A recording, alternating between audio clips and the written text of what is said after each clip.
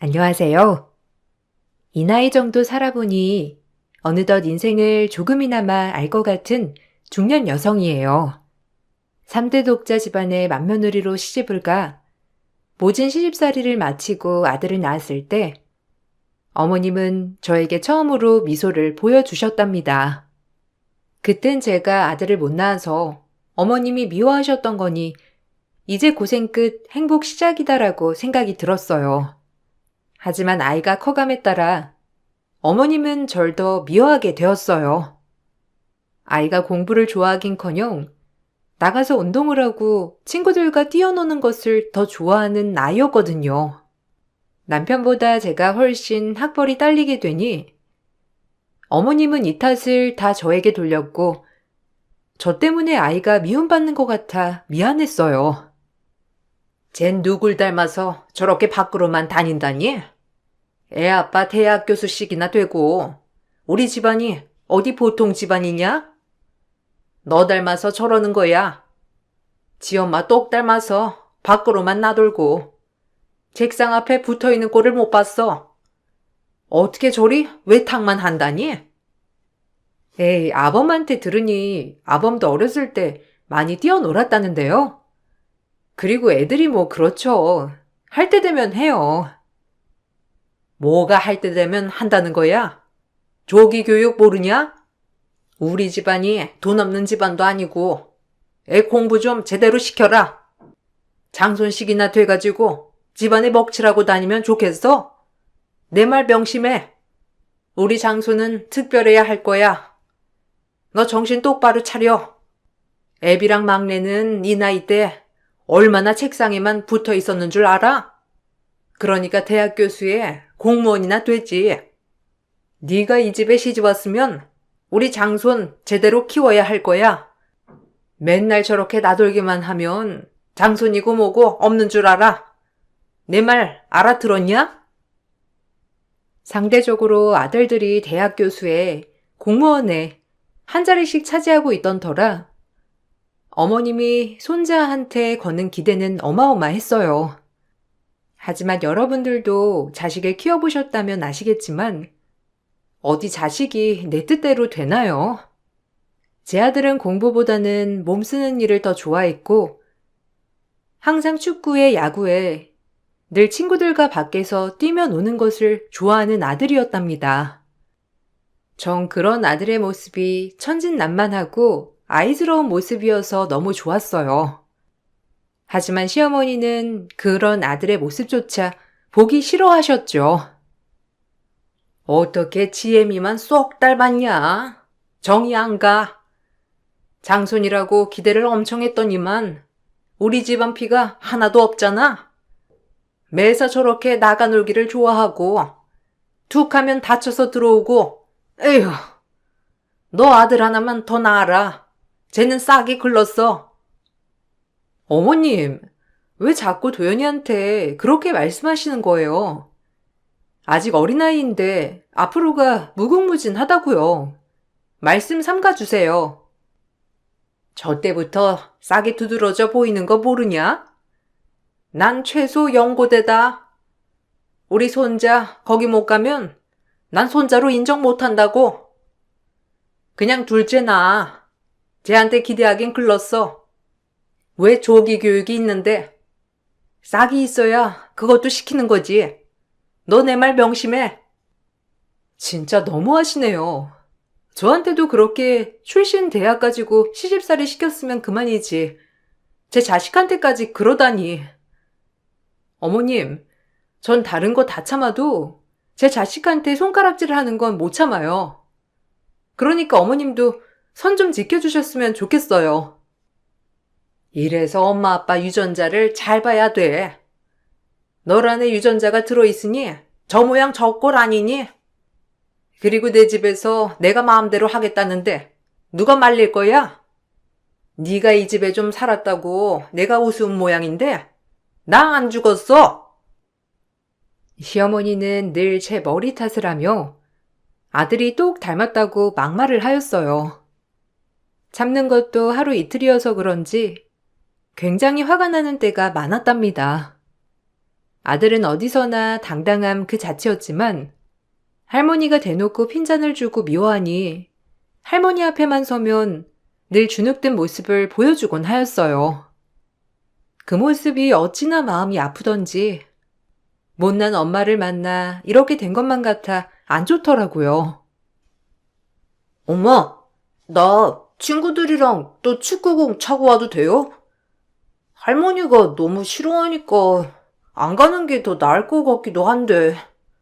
내일 다른 학교랑 축구 시합하기로 해서 또 내가 빠지면 안 된단 말이야. 가도 돼요? 할머니는 절대 가지 못하게 해서. 가야지. 친구들이랑 약속한 거잖아. 그리고 어차피 학교도 안 가는 날인데. 대신 다치고 들어오지 말고 시간 잘 지켜서 와. 그럼 할머니한테 말하지 말까? 할머니 알면 또 엄마한테 화내잖아. 나 나가서 운동한다고 그러니까 말하지 말자. 그래. 할머니한텐 비밀. 대신 시간 철저히 지켜서 들어와야 돼. 다치면 안 되고. 엄마가 우리 아들 얼마나 사랑하는 거 알지? 초등학생밖에 되지 않은 아들은 벌써부터 눈치라는 것이 생겨 할머니 눈치를 참 많이 보는 아이였는데 마음이 안 좋았답니다.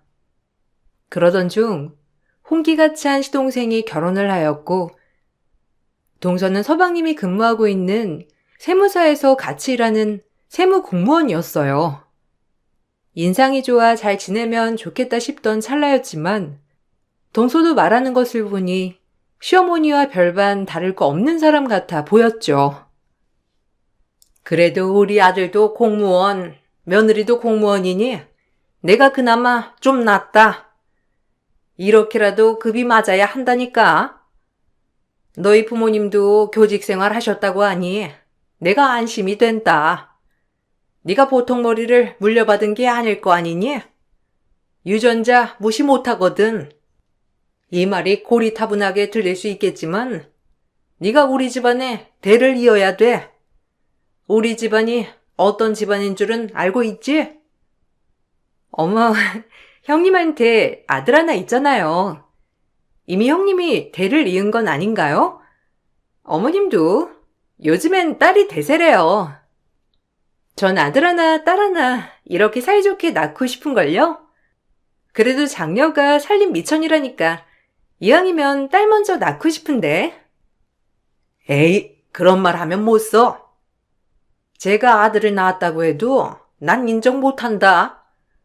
저런 머리에 똥만 들은 애가 어디 내 손자겠어? 난 우리 손자라고 하면 진득하니 공부도 열심히 하고 뭐든 잘하는 그런 애가 내 손자라고 생각해.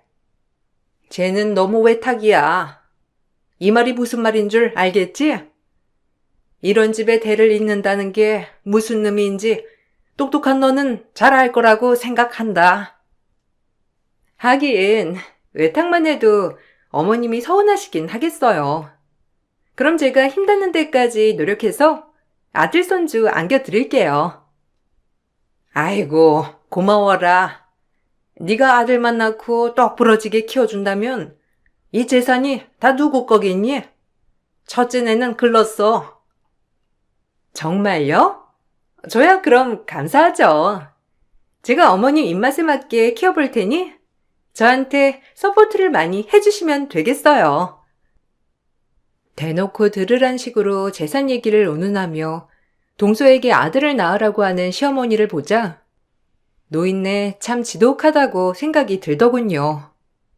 차라리 저 재산 안 받아도 좋으니 우리 아들 그저 당당하게 행복하게 키우자 싶어 분가를 선언했고 처음엔 분가를 반대하던 시어머니도 드디어 동서가 아들 손주를 안겨주자 대번에 저희 보고 빨리 나가라고 하셨어요.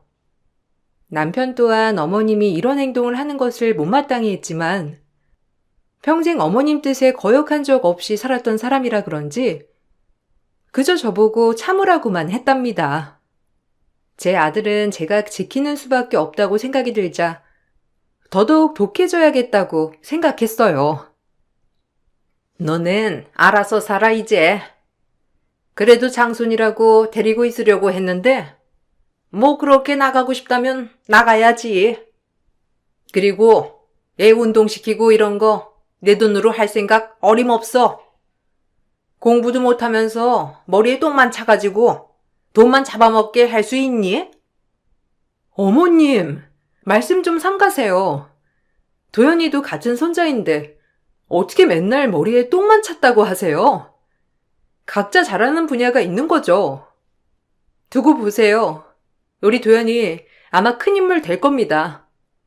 어머님 공부가 다가 아니고 요즘 세상에 내 장기를 살려 얼마나 잘 사는 사람이 많은데 아직도 고리타분하게 공부하세요. 그러지 좀 마세요. 도연이도 어머님 눈치를 얼마나 보는데 애한테 자꾸 그러세요. 눈치 좀 봐서 공부를 해야지. 그게 눈치 보는 애냐? 머리에 똥만 차가지고 도연이가 서울대 들어가지 않는 이상 내 눈에 들 생각 마. 동생보다도 못하지. 도연이 그 나이 때 죄다 밖에서만 놀 때 우리 석현이 봐라. 수학경시대애니 뭐니 거의 영재 수준이잖니. 계속해서 학교 타령을 하는 시어머니였어요. 저흰 그렇게 아이를 위해 분가를 했고 오히려 분가를 하니 어머님의 잔소리를 듣지 않아도 돼서 참 좋았답니다. 그리고 동서의 아들은 시어머니 바람대로 뭐든 척척 해내는 척척 박사였고 공부면 공부, 운동이면 운동, 뭐든 잘하는 손자였어요. 그런 손자를 시어머니는 눈에 띄게 제 아들과 차별하며 대하더라고요. 네가 장남이었어야 했는데 아유 어쩌다 장소는 저런 게 나오고 우리 차남이 이렇게 똑부러지고 똑똑하냐? 도연이 어렸을 때랑 비교하면 우리 차남은 아주 벌써부터 박사급이다. 얘 둘째야, 네가 진짜 고생했어. 애들이 엄마 닮는다더니 그 말이 딱인가 봐. 도연이 엄마 봐라. 뭐 볼 거 없으니 애도 똑같이 태어났는데 네 아들은 아주 대단한 것 좀 봐. 그러게요. 저도 애 낳기 전까지는 몰랐는데 애들이 엄마 유전자를 많이 닮긴 하는 것 같아요. 형님 아들을 보면. 동서, 말이 심하다. 내 머리가 어떻다고 그래? 그리고 어머님 오히려 좋으시겠네요. 도연이는 눈에 차지도 않으시니 석현이 싸고 두시면 되겠어요. 저희도 맨날 어머님의 성화에 힘들었는데 이제 어머님한테 그런 차별 그만 듣고 싶네요. 저런 대바라진 것 같으니 네 아들 얼마나 잘 되나 보자. 엄마가 돼가지고 마음도 더 그렇고 그래야지 어쩜 그렇게 속이 옹졸하냐? 그러니까 도연이 머리가 거기까지인 거야. 우리 석현이 좀 봐라. 지금 바둑대에 나가서 1등하고 학교에서 난리야. 나이 터울이 많이 나는 동선의 아들과 제 아들이었지만 늘 비교 대상이 되곤 하였어요. 엄마로서 내 아들이 차별받는 그 마음은 정말 말할 수 없이 속상했답니다. 그래도 아들에겐 내색 한 번 없이 늘 하고자 하는 것에 대해 응원을 아낌없이 해주었어요. 엄마, 나 대학교 안 갈래요. 어차피 성적이 그렇게 좋지도 않은데 굳이 대학교 학비를 낭비해야 되나 싶어서 그래. 그래도 후회하지 않겠어? 평생 한이 될 수도 있는 건데 지금은 그래도 엄마는 네가 평범한 걸 다 해봤으면 해서 그래. 나중에 후회되면 그때 가져 뭐. 지금은 돈 아깝다는 생각이 먼저 들어요. 그러니까 엄마도 제 뜻을 지지해 주세요. 그래, 네 생각이 그렇다면 그런 거지. 아빠는 네가 뭐든 잘할 수 있을 거라 믿어. 평생 할머니 성화에 아빠는 늘 할머니가 원하는 것만 해서 지금 후회가 더 많단다. 네가 하고 싶은 거 충분히 누리면서 살아.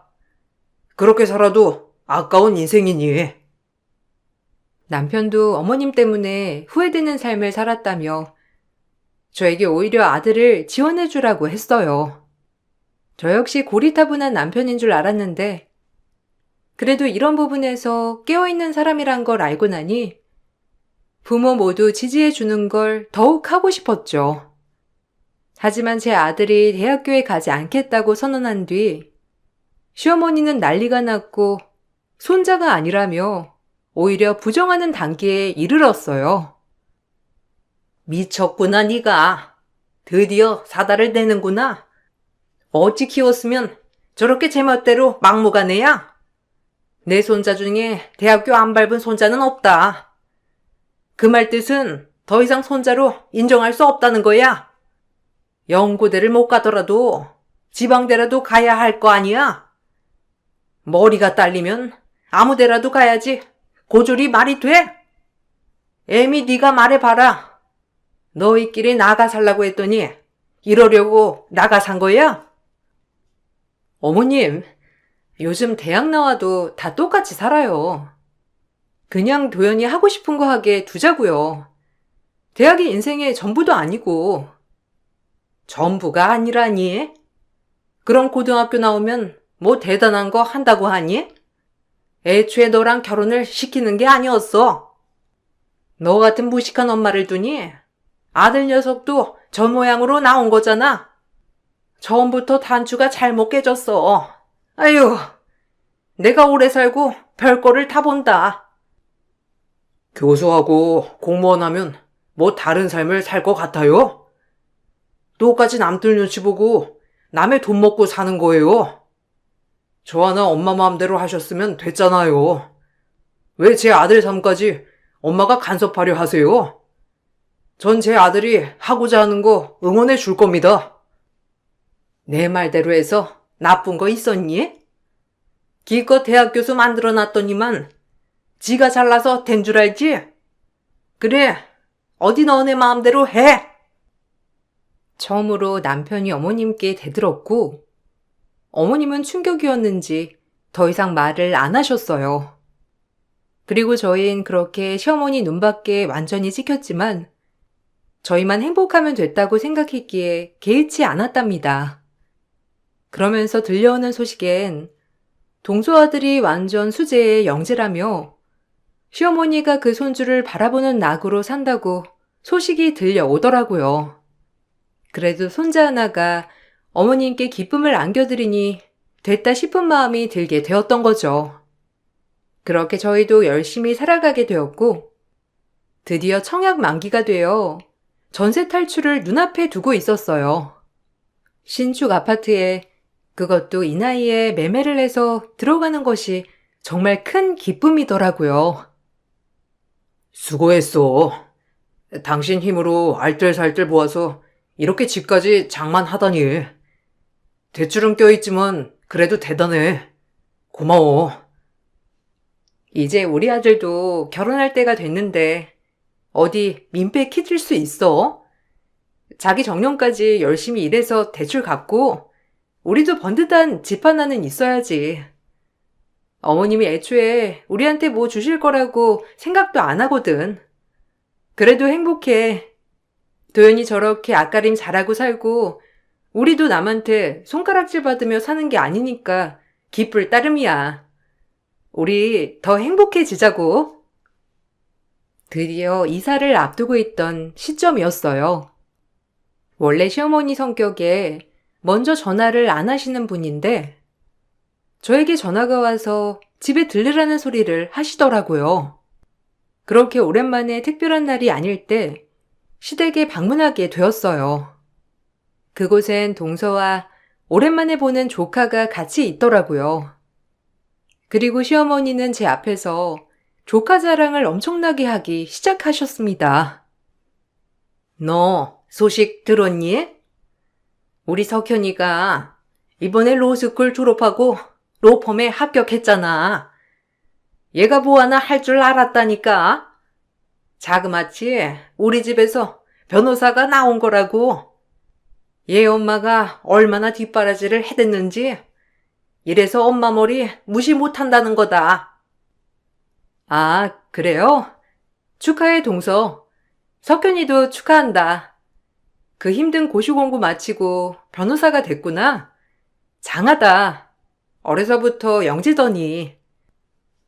그래서 말인데, 너희 이번에 새로 집 하나 했다며? 뭐 청약인가 뭔가 당첨됐다고 둘째가 그러더구나. 맞는 말이니? 네, 저희도 드디어 전세 탈출했어요. 도연이 장가 간다고 하면 그래도 부모가 집 하나는 가지고 있어야 할 것 같았는데 잘 됐죠. 도연이가 뭐 얼마나 잘난 여자 데리고 온다고 그런 걸 신경을 써? 거두절미하고 너 그 청약 당첨된 집 좀 줘야겠다. 석현이가 그래도 집 하나는 번듯하게 가지고 있어야 또 비슷한 여자를 만나지. 네가 이번에 큰엄마 노릇 좀 해라.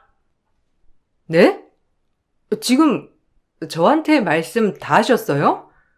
어머니, 상식적으로 그게 말이 되나요? 왜 저희가 저희 집을 석현이를 주겠어요? 왜라니? 장씨 집안 이렇게 이렇게 세웠으면 당연히 해줘야지. 설마 네 아들 주려고 그랬니? 우리 석현이한테 몰아줘야 할 거 아니야? 그래야 좋은 여자를 또 데리고 오고 네 아들이 공부라도 잘했으면 얼마나 좋아? 머리가 똥똥 어린 네 고졸아들 탓해. 애초에 눈밖에 왜 났겠어? 밖으로만 도니까 눈밖에 난 거잖니. 그러니까 석현이한테 그 집 양도해. 어머님, 돈 많으시잖아요. 왜 제 집을 내놓으래요?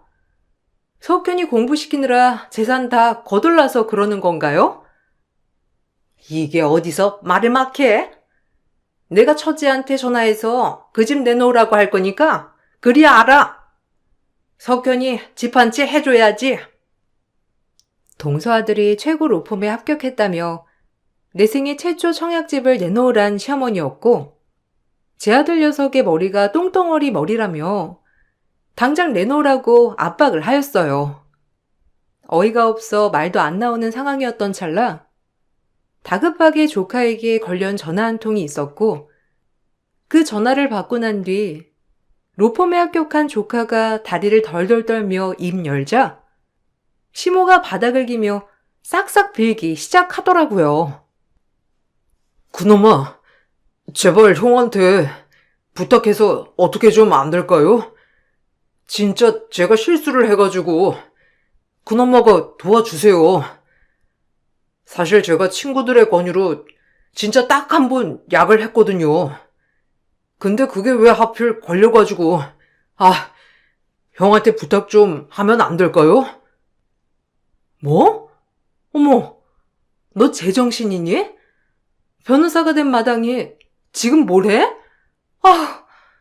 그리고 네 형이 무슨 힘이 있겠어? 아니, 이게 다 사실이냐? 아이고, 석현아, 왜 그랬어, 왜? 도연이한테 얘기해서 우리 애 좀 어떻게 해봐라, 응? 우리 둘째 손자 잘못되는 꼴은 나 못 본다. 나한테 네가 어떤 손자인데. 어미야, 네가 얼른 도연이한테 전화 좀 넣어봐. 어머님, 전 도연이가 이런 일에 휘말리는 꼴 못 봐요. 아무리 가족이라지만 이건 아니죠. 그리고 석현이 네 잘못 뉘우쳐. 형님, 석현이가 나쁜 친구들의 유혹에 흔들린 건데 왜 석현이한테 뭐라고 하세요?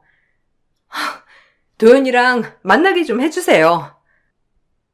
사실 제 아들은 20살에 바로 경찰 공무원 시험을 보고 경찰이 되었고 모든 특출난 운동신경을 발판으로 진급이 빨랐어요. 그리하여 형사과로 전출이 되어 근무를 했었는데 하필 약 밀수 밀매 쪽을 많이 담당하고 있다 보니 그걸 알고 조카가 바로 저에게 부탁을 했던 겁니다.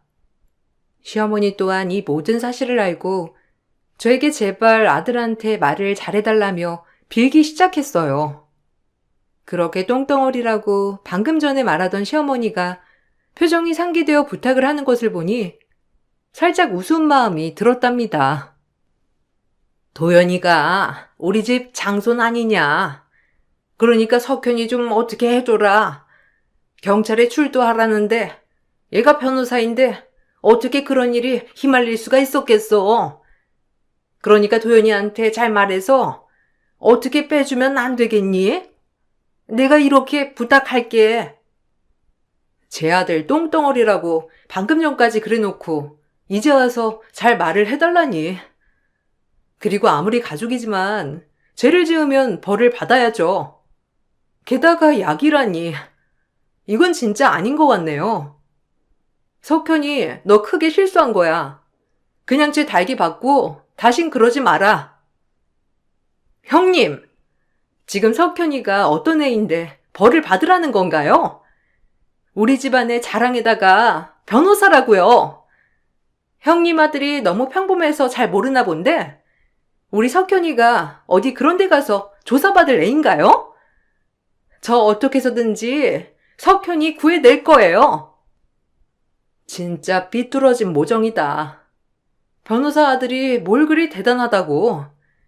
미안한데 난 우리 아들처럼 본인 앞길 탄탄대로 헤쳐나가고 부모에 대한 고마움 알면서 남한테 피해 끼치지 않고 사는 우리 아들이 훨씬 좋거든. 그리고 어머님 툭하면 재산 가지고 압박하시더니 저보고 집 내놓으라는 거 보면 뭐 재산을 다 탕진하셨나 봐요. 됐고 저 가보겠습니다. 그리고 동서, 말은 바로 해야지.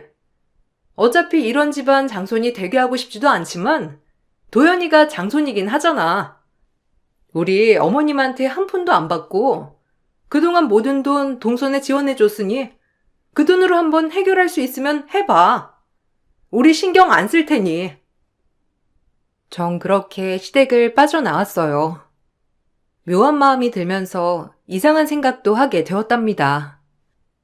그리고 아들에게 듣기론 다행히 아들이 직접적으로 조카를 연행한 건 아니지만 바로 옆 부서에서 조카의 사건을 다루고 있다고 했고 처음이었지만 그래도 변호사 자격이 있던 터라 아마 이 부분은 큰 사건이 될 것 같다고 하더라고요. 하지만 계속해서 시어머니는 저희를 닥달했어요. 어떻게든 귀한 손자가 혹시나 잘못될까봐 계속해서 제 아들을 닥달하는 시어머니를 보고 있자 정말 화가 나기 시작하더라고요. 도연이 네가 형으로서 석현이 어떻게 좀 해봐라. 우리 손자가 지금 저런 꼴인데 내가 가만히 있을 수 있어? 그러니까 네가 힘을 써서라도 석현이 좀 풀어줘. 한 번 실수했다고 하자니. 그런데 어떻게 이렇게 야박하게 할 수가 있어? 형으로서 네가 좀 어떻게 해봐라. 나이 차이 많이 나는 동생 안쓰럽지도 않아? 나 우리 석현이 잘못되면 못 산다. 할머니, 이건 중대 사건이에요. 그리고 제가 공무원인데 어떻게 힘을 써서 동생을 빼주나요? 그래도 초범이니까 그리 세진 않을 거예요. 그래야 석현이도 자기 죄를 뉘우치고 살 수 있을 거예요. 할머니가 제대로 생각해 주셨으면 해요. 너 지금 우리 석현이 보고 뭐 꼬리표라도 달고 살라는 거야? 고졸 출신 경찰이 뭐 그리 대단하다고 내 손자를 겁박해? 어허라, 이제 보니 너 석현이한테 질투심이 있었구나? 아니나 다를까 이때다 싶지? 요망한 나쁜 것이야 네가. 지엄마 쏙 빼닮아서 머릿속에서 뭘 생각하는지도 모르겠는 것들. 석현이 잘못되면 니들 다 가만 안 둘 거니까 기다리고 있어. 어머님, 말 조심하세요. 석현이 잘못을 왜 도연이 탓을 하나요? 이제 좀 그만하세요. 저희도 진짜 진절머리 나니까. 그리고 엄마 닮았다고요? 고맙네요. 저런 귀하고 숭고한 우리 아들을 저 닮았다고 칭찬해줘서 과한 극찬을 받은 것 같아 기쁘네요. 시어머니는 제 아들이 그럼에도 아무런 반응이 없자 아들에게 또다시 막말을 퍼부었고 아들과 저는 역시나 시어머니를 보며 절레절레하게 되었어요. 그리고 초범이라 경미하게 지나갈 줄 알았던 조카는 알고 보니 몇 년 전부터 상습적으로 약을 일삼았다고 했고 증인들이 수차례 나온 상태였답니다. 결국 법정 구속을 피해갈 수 없게 되자 조카는 변호사 자격을 박탈당하고 말았어요. 시어머니는 이 사실을 알고 부정하면서 계속 아니라고 하더라고요. 본인의 모든 걸 털어 만든 둘째 손자이니 아무래도 이 점을 납득하는 게 시어머니에겐 쉽지 않은 일 같아 보이긴 하였어요. 동서와 시어머니는 계속해서 아니라는 말만 되풀이했답니다. 세상에나, 한 번이 아니었다니. 어머님이 그렇게 오냐오냐 하며 키운 손자가 약쟁이였네요. 진짜 소름 돋지 않나요? 제 아들 그렇게 고졸이라고 똥덩어리니 뭐니 하시더니 모든 걸 다 바친 둘째 손자 어떡하면 좋아요? 정말 절레절레네요. 우리 석현이가 어떡해. 아니 내 손자가 그럴 리가 없지. 이건 누명이나 다름없어. 내가 명명백백 다 밝혀낼 거다.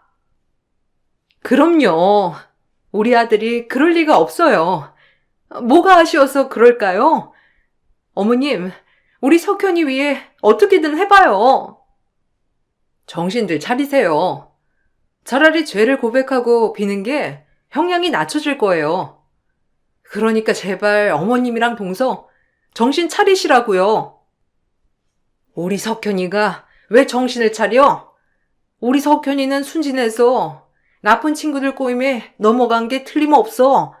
그런 거라고. 정신승리 장난 아니네요. 참 그게 석현이를 위한 게 아닐 텐데. 어떻게 동서랑 어머님은 하나만 알고 둘은 모르세요? 시어머니와 동서는 끝끝내 부정을 하였고 결국 조카는 초범이었지만 계속해서 약을 구매한 점과 알고 보니 다른 친구들에게 약을 팔았던 점까지 걸려서 5년 이하의 법정 구속 명령을 받게 되었답니다. 그리고 치료도 받아야 했고 결국 그렇게 수재 소리를 듣던 조카는 한순간에 약 치료소에서 치료를 받으며 살아가고 있어요. 형량을 다 마치고 나왔음에도 계속해서 재범을 일삼았고 교도소를 들락날락하는 신세가 되고 말았던 거죠. 그러면서 본인에게 어렸을 때부터 공부를 잘해야만 한다고 압박한 할머니와 엄마를 원망하는 모습을 보여주었답니다. 어찌 보면 비뚤어진 사랑으로 아이를 망친 게 아닐까 싶었어요. 뭐만 하면 잘해야 한다. 우리 집안에서 사자 직업이 나와야 한다. 이렇게나 스트레스 받게 했잖아. 내가 약을 안 하고 버틸 수 있었겠냐고. 다 엄마랑 할머니 때문에 내 인생 이렇게 된 거야. 어쩌다 시험 문제 하나만 틀리면 할머니 그 노발대발하면서 엄마한테 돈 안 준다고 압박하는 그 꼴. 내가 얼마나 보기 힘들었는 줄 알아? 날 이렇게 망친 거야, 당신들이. 아니, 네가 어떻게 날 원망해? 내가 너한테 서포트를 얼마나 많이 해줬는데 이제 와서 나랑 네 엄마 때문이라고? 당연하죠. 시험 문제가 조금이라도 틀리면 바로 사람 취급 안 한 거 당신 아니었어? 난 어렸을 때부터 그 압박과 스트레스에서 언제 벗어나나 했다고. 그런데 약을 하니까 다 잊혀졌던 거야. 그래서 했던 거고, 내 인생 다 망쳤어. 있는 돈 없는 돈 다 갖다 바치면서 공부시켰더니 뭐? 인생을 망쳐? 네 형 좀 봐라. 아무 지원도 없이 혼자서 경찰까지 되고 그렇게 승승장구 진급까지 해가지고 홀로 살아가고 있는 거 안 보여? 네가 뭐가 부족해서 약을 해? 형은 스트레스가 없었겠죠. 할머니가 압박하는 스트레스가. 이제 내 마음대로 살 거니까 나 없다고 생각해요. 조카는 동서와 시어머니의 원망을 계속하였다고 했고 그런 모습을 보는 시어머니 또한 어이가 없었다고 했어요. 그리고 전 이 얘기를 다 듣고 정말 사람 하나 망쳐가는 게 이렇게 쉬운 일이었구나 싶은 것이 조금 무서워졌답니다. 그리고 일이 이렇게 되자 시어머니는 저희 아들에게 이제야 장손하면서 달라지는 모습을 보였지만 이미 상처를 단단히 받은 아들과 저였기에 와닿지 않았어요. 이제야 제대로 된 손자를 찾아 할머니 신용을 하면 뭐라나 싶은 거죠. 역시 장손은 장손이다. 네가 대학은 안 갔지만 그래도 열심히 살고 형답게 모범을 보이니까 내가 다 기쁜 거 있지? 그동안 섭섭한 거 다 잊고 이제 이 할미가 널 많이 아껴주고 응원해 줄 테니 우리 왕래도 자주 하고 살자. 내 장손. 이제 와서요? 관심과 애정이 필요할 땐 그렇게 머리 나쁘다고 미워하더니만 이제 와서 끔찍이 아끼던 둘째 손자 교도소 들락날락거리니까 제가 아쉬워요? 그냥 할머니 하던 대로 하세요. 전 어차피 할머니 손자가 아니니 저도 할머니라고 생각 안 할게요. 아니, 왜 그렇게 말을 하니? 네가 내 장손이 아니면 내 장손이 누구라는 거야? 그 약쟁이 손자는 필요가 없어. 이제 너같이 든든하고 멋진 경찰 손자가 옆에 있으면 된단 말이야. 내가 장손 보는 낙에 살아야지. 이 나이에 어쩌면 되겠니? 진짜 어이가 없어서 원. 눈에 차지도 않다고 하더니만 약쟁이 손자 보니 우리 아들이 훨씬 나아 보이나요? 어머님 그런 편파적인 발언에 넌덜머리가 나네요. 치가 떨리고요. 진짜 어머님을 더 이상 보고 싶지도 않고 알고 싶지도 않아요.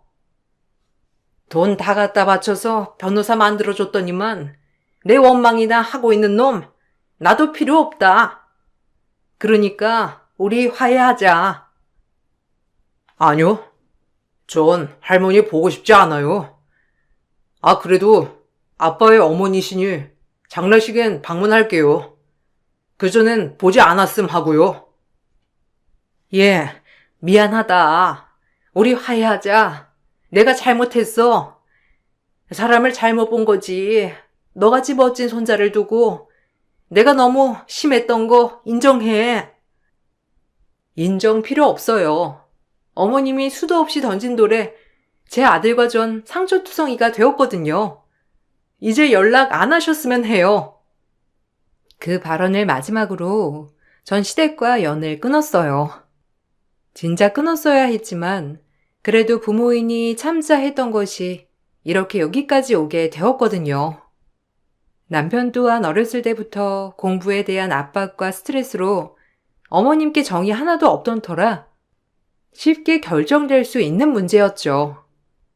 그리고 저희 아들은 차별과 무시 속에 자랐지만 정말 훌륭히 성장하여 지금 또다시 진급을 앞두고 있고 올 8월 결혼을 앞두고 있답니다.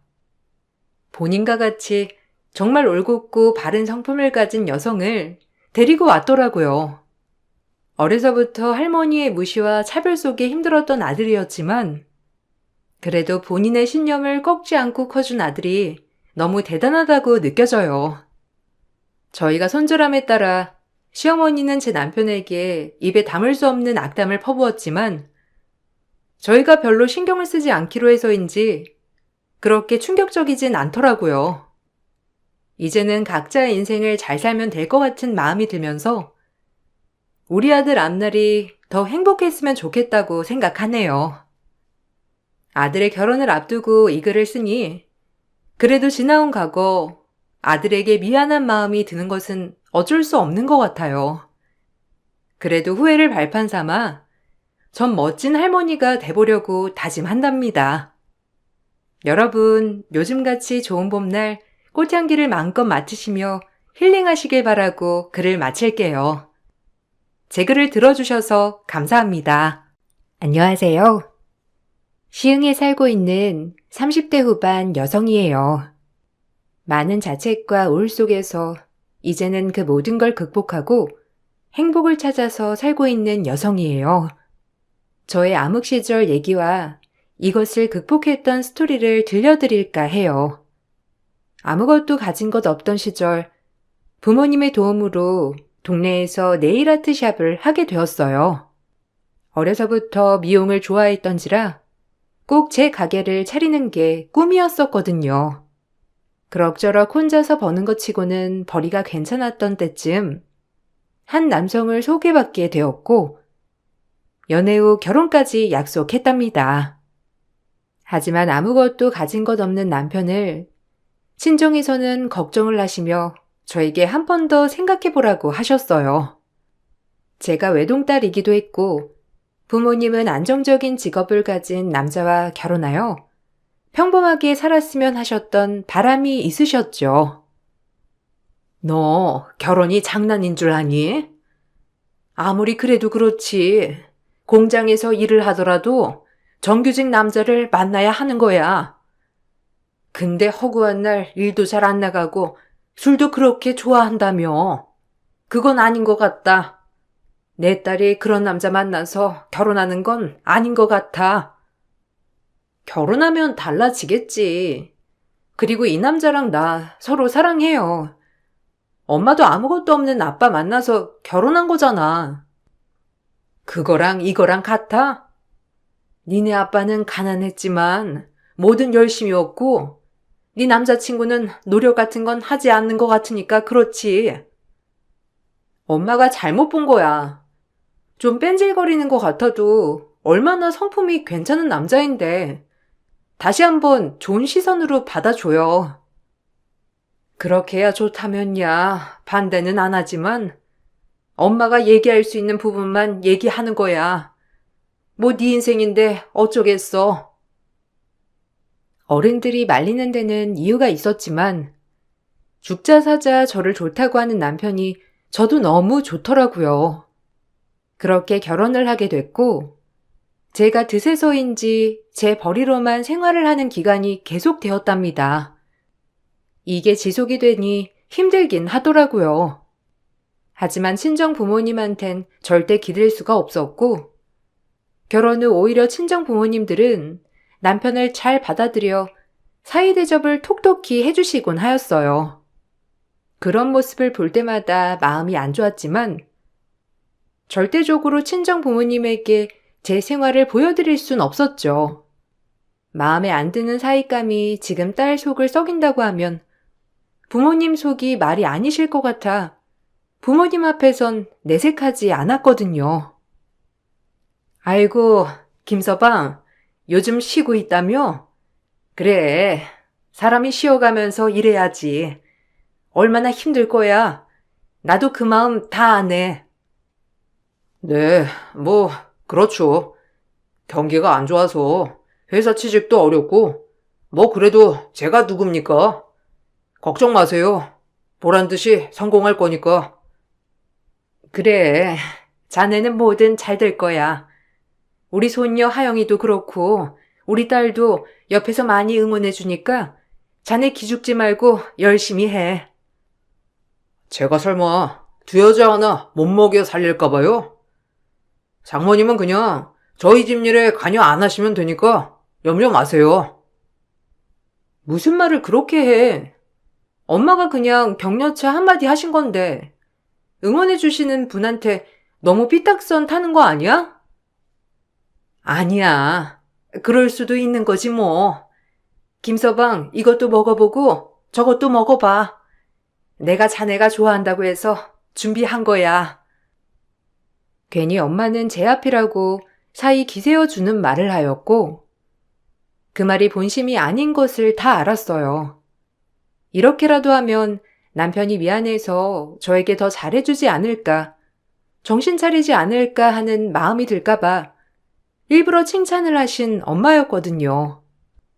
뻔히 제가 어떻게 사는지 다 보이실 텐데 애써 아무렇지 않은 척하며 엄마에겐 내색하지 않는 결혼 생활이었답니다. 하영이 어린이집 등원 왜 늦었어? 선생님 연락 왔잖아. 나 오늘 가게 나가니까 일찍 등원시켜 달라고 했지? 남자 체면이 있지. 그리고 그깟 어린이집 좀 늦으면 어떻다고 이 난리야? 그런 게 싫으면 네가 직접 등원시켜. 가뜩이나 일도 안 풀려서 짜증나 죽겠구먼. 네가 이렇게 나를 안달복달하니까 내가 일이 안 풀리는 거야. 원래 그런 거거든. 말이니 방귀니? 집에 있으면 그래도 애한테 좀 신경 써줘야 하는 거 아니야? 진짜 너무한다. 어제는 나 가게 때문에 늦게 끝나니까 하영이 저녁 좀 챙겨 먹이라고 했더니 짜파게티 하나 딸랑 끓여주고 알아서 먹으라고 했다며? 집에서 있으면 좀 이런 거라도 제대로 해야 하는 거 아니야?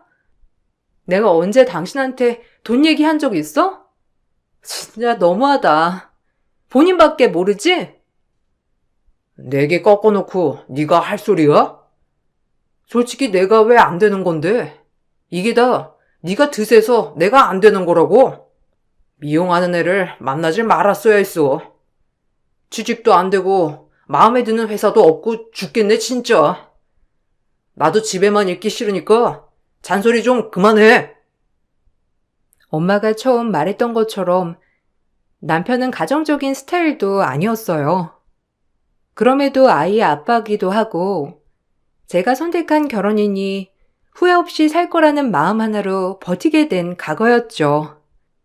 이런 마음으로 열심히 살아서일까요? 저에게 천군만마 같은 사람이 등장하게 되었고 그분은 남편의 친어머니였답니다. 사실 남편의 부모님은 남편이 어렸을 적 이혼을 하여 떨어져 살았었거든요. 한참을 친어머니 소식을 모르고 살다가 어느 날 우연한 계기로 연락이 닿았고 곧이어 남편의 친어머니를 만나게 된 거랍니다. 아이고, 성찬아. 아유, 이렇게 자랄 동안 난 뭐하고 있었니? 그 세월 아쉽고 슬프구나. 네가 내 며느리구나.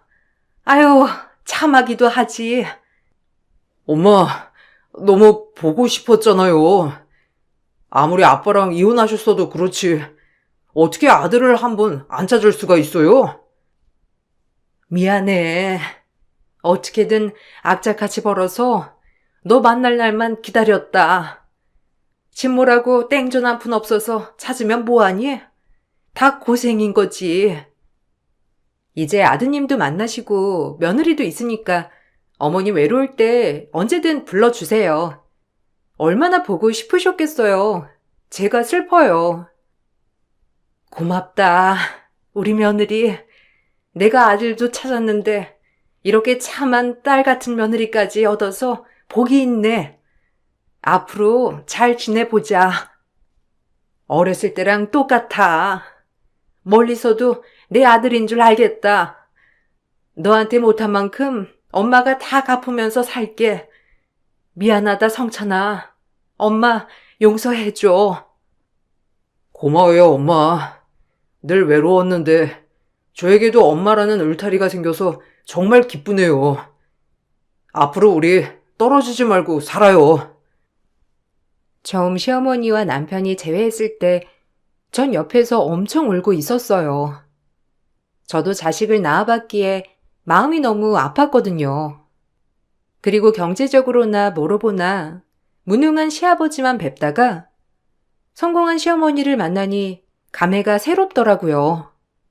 첫 만남엔 몰랐지만 시어머님은 알고 보니 부동산으로 엄청나게 큰 성공을 거두시고 지금은 노후가 정말 보장된 채 사시고 계시는 분이었답니다.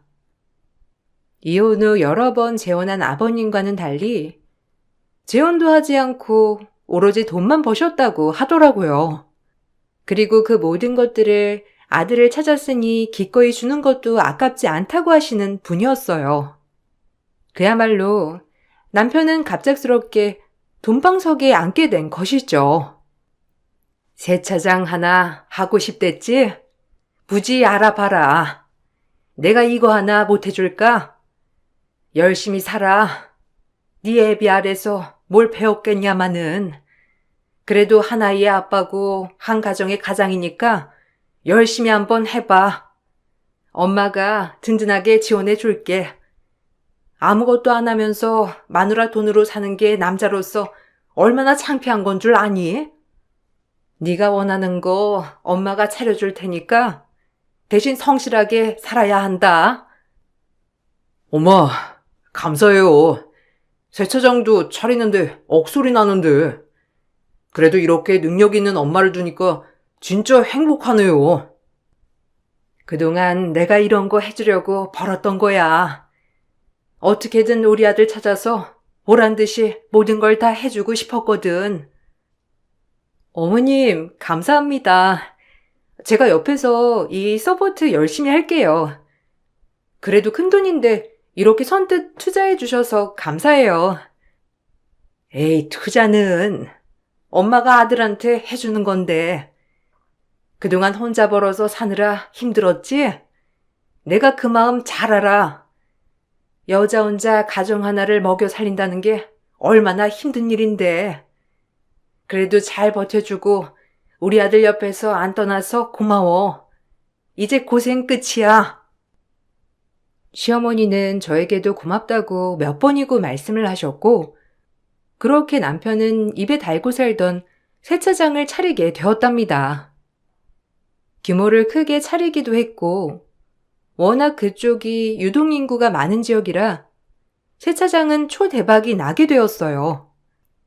사업 수완이 과연 좋을까 했던 남편이었지만, 첫 사업치고 굉장히 성공을 거두었고, 오픈한 지 1년이 지나고 거의 투자금을 회수할 정도가 되었죠. 이렇게 본인이 잘 되고 나니 예전에 조금 주눅 들었던 모습은 온데간데 없고 남편은 기세등등해지기 시작했답니다. 사실 애아빠로서 저런 모습은 정말 높게 샀지만 사람이 높은 데 올라갈수록 겸손해야 한다는 주의였기 때문에 남편이 그렇게 마음에 들지 않더라고요. 돈 좀 벌었다고 어깨가 으쓱해져서는 친구고 가족이고 뭐든 본인 아래에 있는 것처럼 행동하기 시작했어요. 남자라면 이 정도 입어줘야 하는 거 아니겠냐? 너도 이제 싸구려 옷 그만 좀 사고 백화점에 가서 좀 사 입어라. 내가 어딜 나다닌다고. 그리고 싸도 질 좋고 예쁘면 장땡이지 뭐. 남들이 내 옷만 보는 것도 아니잖아. 그리고 그 돈이면 하영이 책을 몇 권을 더 사주겠다.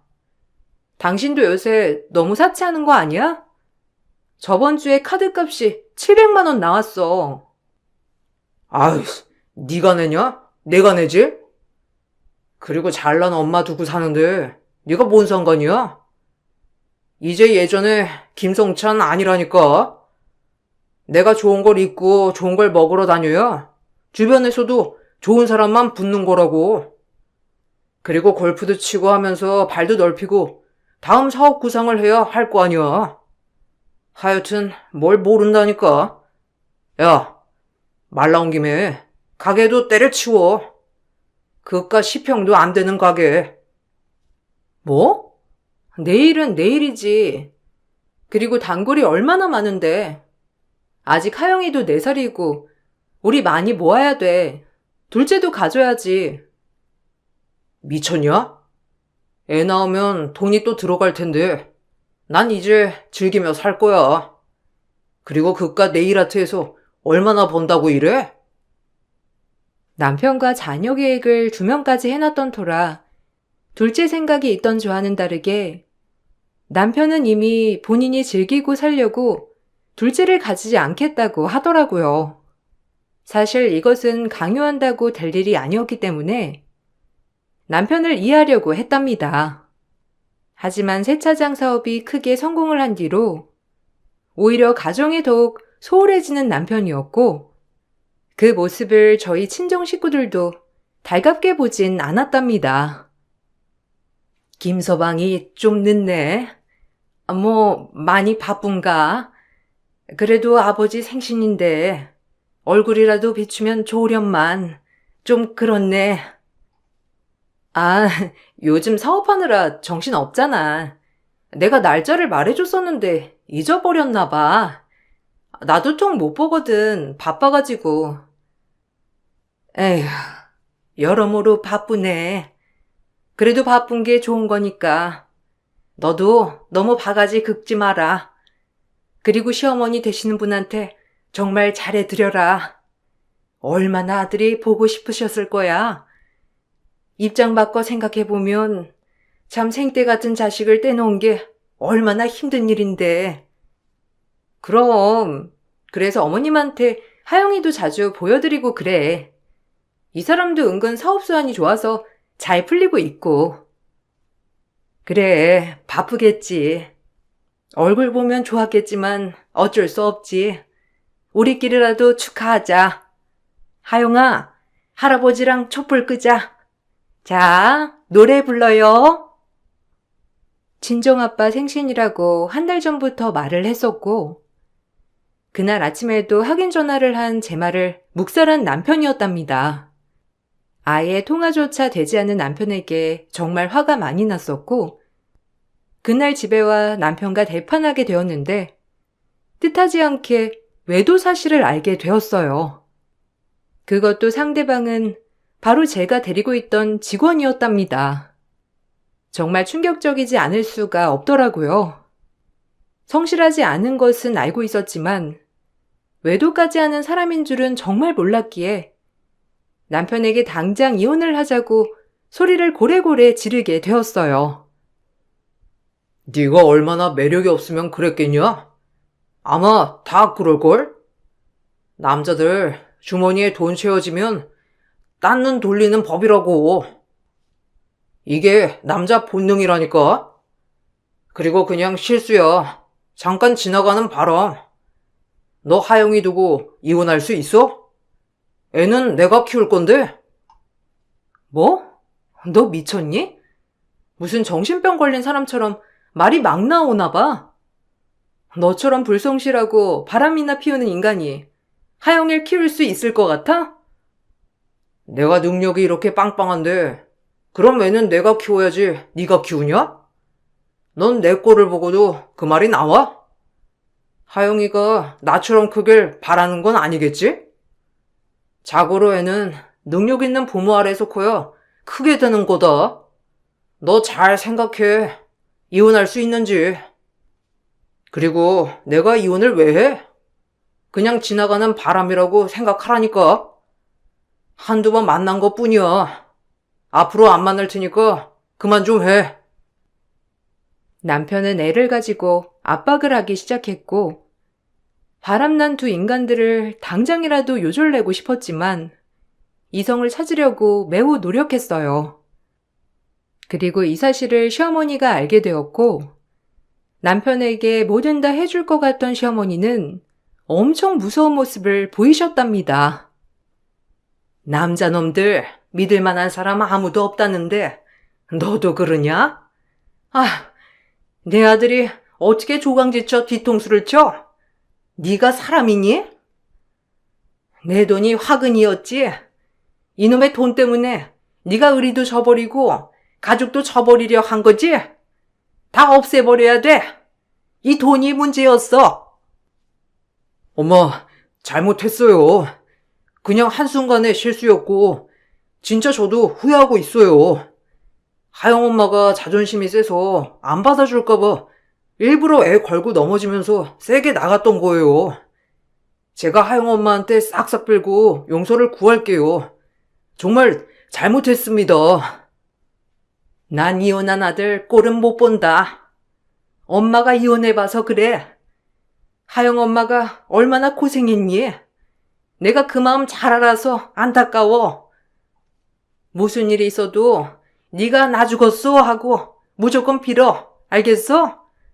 네가 잘 되는 이유도 하영 엄마가 뒷바라지를 잘해서 그래. 시어머니의 무서운 불효령에 남편은 뒤이어 저에게 미안하다고 싹싹 빌었고, 맘 같아선 바로 이혼 도장을 찍고 싶었지만 지켜보자는 마음이 있었어요. 워낙 대쪽 같은 성격이기도 한데 이혼에 있어서는 바로 그렇게 칼같이 되지 않더라고요. 그렇게 남편에게 시간을 가지자는 말로 지켜보려고 했던 찰나여서 그런지 남편도 더욱더 저희 가족에게 잘하려는 행동을 보이곤 했어요. 내가 오늘 끝나고 하영이 픽업하고 당신 가게 데리러 갈까? 우리 외식해야지. 오랜만에 이런저런 얘기도 하고 말이야. 당신이 웬일이야? 먼저 하영이 픽업 얘기를 다 하고 아빠가 어린이집 데려다주고 데리러 가는 거 싫어했잖아. 그땐 내가 진짜 백수였으니까 그랬던 거고 능력 있는 사업가가 못할 게 뭐야. 나한테 하영이 맡겨둬. 내가 할게. 갑작스럽게 안 하던 짓까지 하면서 남편은 제 마음을 돌리려 애를 썼고, 저 역시 남편이 노력하는 모습을 보이자 애를 생각해서 한 번은 참아줄까 싶은 마음이 들었답니다. 사실 이 세상에서 이혼녀로 살고 싶지 않은 마음이 가장 컸던 것 같았어요. 그렇게 남편과 다시 잘해보자고 하였고, 이 얘기를 시어머니가 아시곤 정말 좋아하시며 저에게 고맙다고 하시더라고요. 고마워. 사실 내가 더 면목 없어. 어렸을 때 내가 없어서 제대로 못 가르쳐서 그런 게 아닌가 싶거든. 우리 아들 잘못인데 무조건적으로 이해해줘서 고맙다. 아마 성찬이가 이제 너한테 정말 잘할 거야. 나랑도 약속했고. 그러니까 믿어줘. 네, 어머님, 저도 이 믿기로 했어요. 안 그런 사람도 정말 많지만 그냥 남자들 흔히 하는 지나가는 바람이라고 생각하려고요. 저도 너무 닥달한 것도 없지 않아 있기도 하고, 뭐 숨 막혀서 밖으로 돌았을 수도 있죠. 최대한 그렇게 생각해야죠. 아휴, 네가 큰 결심했다. 정말 고마워. 나한테 엄청 혼났어. 절대 안 그럴 거다. 우리 며느리 이해해줘서 고마워. 그렇게 모든 걸 덮기로 했어요. 남편은 인성이 개조된 것처럼 행동했지만 다시금 슬슬 밖으로 나돌더니 예전의 남편으로 돌아오기 시작했답니다. 사람 절대 고쳐 쓰는 거 아니라는데 그럼 그렇지 않은 생각이 들었지만 언젠가 모든 걸 후회하고 가족에게 잘할 날을 기대했던 것 같아요. 그리고 명절이 되었고 시댁에 들렀다 친정에 가는 길 남편은 또다시 궁시렁대며 짜증을 내더라고요. 아휴, 피곤해 죽겠네. 명절은 왜 있는 거야? 나 같은 잘 나가는 사업가가 이리저리 다녀도 모자랄 판에 꼭 가야겠냐? 장난해? 아버지 생신 때도 참석도 안 하고 당신 우리 부모님 뵌 지가 언제인 줄 알아? 진짜 적당히 좀 해. 못 참겠으니까. 못 참긴 뭘 못 참아. 그냥 돈 100만 원 드리면 되지. 꼭 얼굴까지 비춰야 하냐고. 이런 날이라도 좀 제발 나 좀 쉬자. 어제 슬퍼 먹고 늦게 들어오고선 쉰다고? 막말로 당신이 하는 게 뭐가 있어? 당신 가게야 직원들이 관리하는 거지. 뭐? 너 나 무시해? 내가 누군데? 너 밥 얻어먹고 살기 싫구나? 네 가게 한 달 매출? 나 그거 이틀이면 벌어. 가는 길에도 남편과 고성이 오갔지만 꾹 참았어요. 그래도 친정에 가는 길이니 좋은 모습을 보여드리고 싶었거든요. 그렇게 친정에 도착하고 나서 이런저런 부모님과 얘기를 하려 했는데 남편은 명절날 친정에 와 TV만 보며 낄낄거리고 있더라고요. 심지어 친정아빠도 엄마를 도와 이것저것 하시는데 사이라는 인간은 낄낄대기 바빴고 그 모습에 너무 화가 나 음식 좀 나르라고 타박을 주었답니다. 그러자 남편은 욱했던 것인지 대뜸 그 밥상을 뒤엎고 생 난리를 치며 소리를 치더라고요. 백년 손님한테 어디다 대고 음식을 나르래? 날 이렇게 대접해도 돼? 아니 장모님이 말씀해 보세요. 제가 이런 대접 받아야겠습니까? 아까 차에서 올 때부터 진짜 못 참겠네. 네가 나를 이따위로 대접하는 이유가 뭐야? 감히 나한테? 솔직히 지금 너희 같은 것들은 나한테 빌어야 하는 거 아니냐? 내가 가진 돈이 얼마고 엄마 같은 뒷배가 있는데 막말로 이렇게 평범한 가족들이 나한테 잘 보여야지. 내가 지금 이 음식들 날라야겠어? 장모님도 양심이 있으면 말해보세요. 자네 뭐라고 했어? 내가 그동안 우리 딸 봐서 참았는데 지금 여기가 어디라고 밥상을 엎어? 뭐 이딴 게 다 있어? 야, 네가 결혼하고 한 게 뭐야? 미어도 사이라고 대접해줬더니만 이제 돈 좀 생기니까 우리 딸이랑 우리가 물러 보여? 안 되겠다. 더 이상 이렇게 참지만은 못하겠어. 너 같은 건 물사대기도 아까워. 버릇없고 개념 없는 천하의 못쓸 놈. 그 순간 엄마가 통곡하며 분노를 냈고, 이렇게 예의 없는 남편에게 엄마는 물김치 국물을 쏟아내며 따지기 시작했어요. 드라마에서만 보던 김치 싸대기를 남편이 맞게 된 것이죠. 남편은 물김치 국물을 맞자 소리를 지르며 딸에게 수건을 가져오라 시켰지만 딸은 이미 이 사태가 무서워 울고만 있었습니다. 엄마는 그동안 쌓인 것들을 다 푸는 것인지 주저앉아 울기 시작했고, 아빠는 원래도 말이 없으신 분이지만 그날은 화가 났는지 제 남편에게 소리를 치며 고래고래 나가라고 화를 내시기 시작했어요. 그때 마침 집문을 열고 들어오는 분으로 인해 남편 인생이 나락으로 떨어지고 말았어요. 본인 팔자 본인이 직접 꼬은 거나 마찬가지죠. 아니, 이게 다 무슨 일이야? 사돈, 일어나 보세요. 아니, 왜 이렇게 울고만 계십니까? 너 꼴은 이게 뭐고? 얼른 말해봐. 어머님, 죄송한데 저 이 인간이랑 진짜 못 살 것 같네요. 바람 피운 것도 모자라서 여기가 어디라고 제멋대로 밥상 없고 자기가 사업하고 돈 많이 버는 남자이니 대접을 해줘야 한다는데 진짜 기가 차서 말이 안 나와요. 이딴 인간 밑에서 애가 뭘 배울지도 모르겠고요. 저희 엄마 아빠가 왜 이런 취급을 당하셔야 하는지도 모르겠고요. 미련하게 인연을 제가 붙잡고 있었던 것 같네요. 너 진짜야? 네가 사돈 어른들 앞에서 지금 밥상 없고 이 소란 피운 거야? 아이고, 피는 못 속인다더니 진짜 더럽다. 사돈 어른들, 제가 대신 사죄 드릴게요. 죄송합니다. 어려서 돌봐주지 못해 보고 배운 게 없는 아들, 제가 대신 사죄 드려요.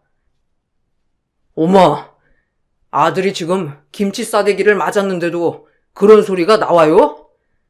이런 게 사이 대접을 못 받는 수준이라고요. 입 다물어. 넌 이제 내 아들 아니다. 원래도 없이 살았으니 없는 것처럼 살아. 지혜비랑 똑같아가지고 내가 네 애비랑 왜 이혼했는데? 바람 피우고 집 밖에 모르고 난 그런 인간들을 보면 혐오감이 들어. 알겠니? 근데 너까지 그러니 난 너 같은 아들 못 참아. 넌 그냥 그 핏줄이었어. 늙음하게 애를 찾는 게 아니었는데 이런 걸 보자고 찾았구먼. 됐고 다신 연락 마라. 시어머니는 그 길로 바로 집으로 가셨어요.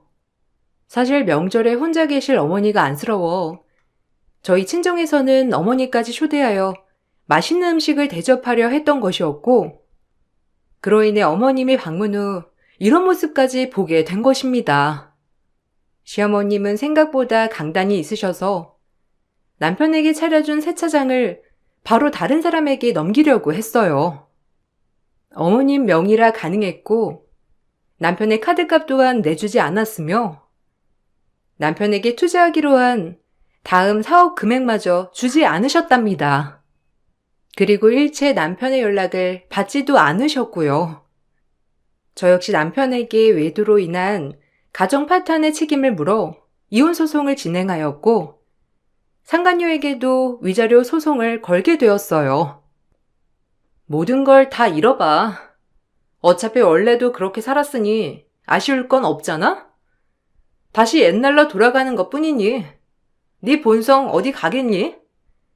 그때 너랑 결혼을 하는 게 아니었지만 그래도 이렇게 예쁜 하영이가 있으니 이걸로 만족할게. 어디 잘 살아봐. 이제 와서 왜 이래? 내가 엄마 찾아가서 빌게. 너랑 하영이 없이 내가 어떻게 살라고. 이혼은 아니잖아. 넌 나랑 하영이 없이 다른 여자들 만나고 잘 살잖아. 아, 맞다. 이제 돈이 없으니 여자들도 안 붙으려나? 진짜 웃기다. 미안해. 그래도 이렇게 끝내는 건 아니지. 우리가 어떤 사이인데? 애까지 낳고 함께한 사이 아니었어? 제발 봐주라. 이미 그때 한번 봐줬잖아. 더는 못 참아. 인간이 인간다워야 눈 뜨고 봐주지. 넌 하영이 볼 자격도 없는 인간이야.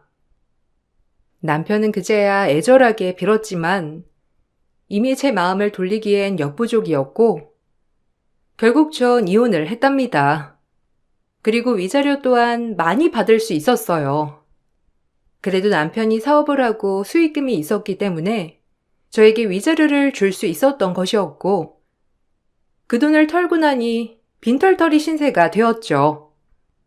상간녀도 위자료를 주면서 잘못을 빌었지만 아는 사이였어서 더욱 용서가 되지 않더라고요. 내 남편이 그리 잘나 보였으니까 너 가져. 이제 뭣도 없지만 그래도 사랑해서 만난 거 아니겠니? 내가 언제까지 봐줄 줄 알았어? 내 앞에서 사장님 하면서 실실거리더니 뒤에선 내 남편을 만나? 그래, 네가 무슨 죄니? 내 남편이 다 죄인이지. 죄송해요. 정말 오빠가, 아니, 사장님 남편이 자꾸 꼬시는 바람에 그래도 이 동네에 소문 내지 말아주세요. 왜? 너도 가게 내서 장사하게? 그렇게는 못하지. 네가 어떤 애인 줄 알고 손님들을 받으려 해? 너 같은 애 무서워서 어떻게 다니겠니? 너 이 동네에서 장사할 생각 말어라. 나한테 걸리면 그날로 문 닫게 해줄 테니까 잘 알아들어야 할 거야. 그리고 남편은 세차장도 그리고 집도 가족도 모두 잃었답니다. 이런 말하긴 그렇지만 시아버지의 인생과 똑같이 된 거예요.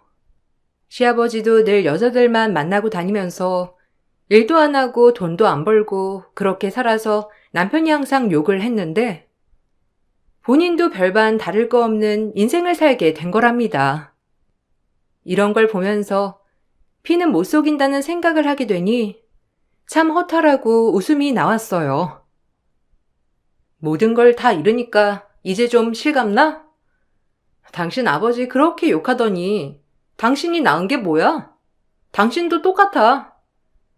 보고 배운 게 그것밖에 없으니 뭐 어쩌겠냐마는 그렇다고 합리화하기엔 세상에 멀쩡한 사람들이 너무 많거든.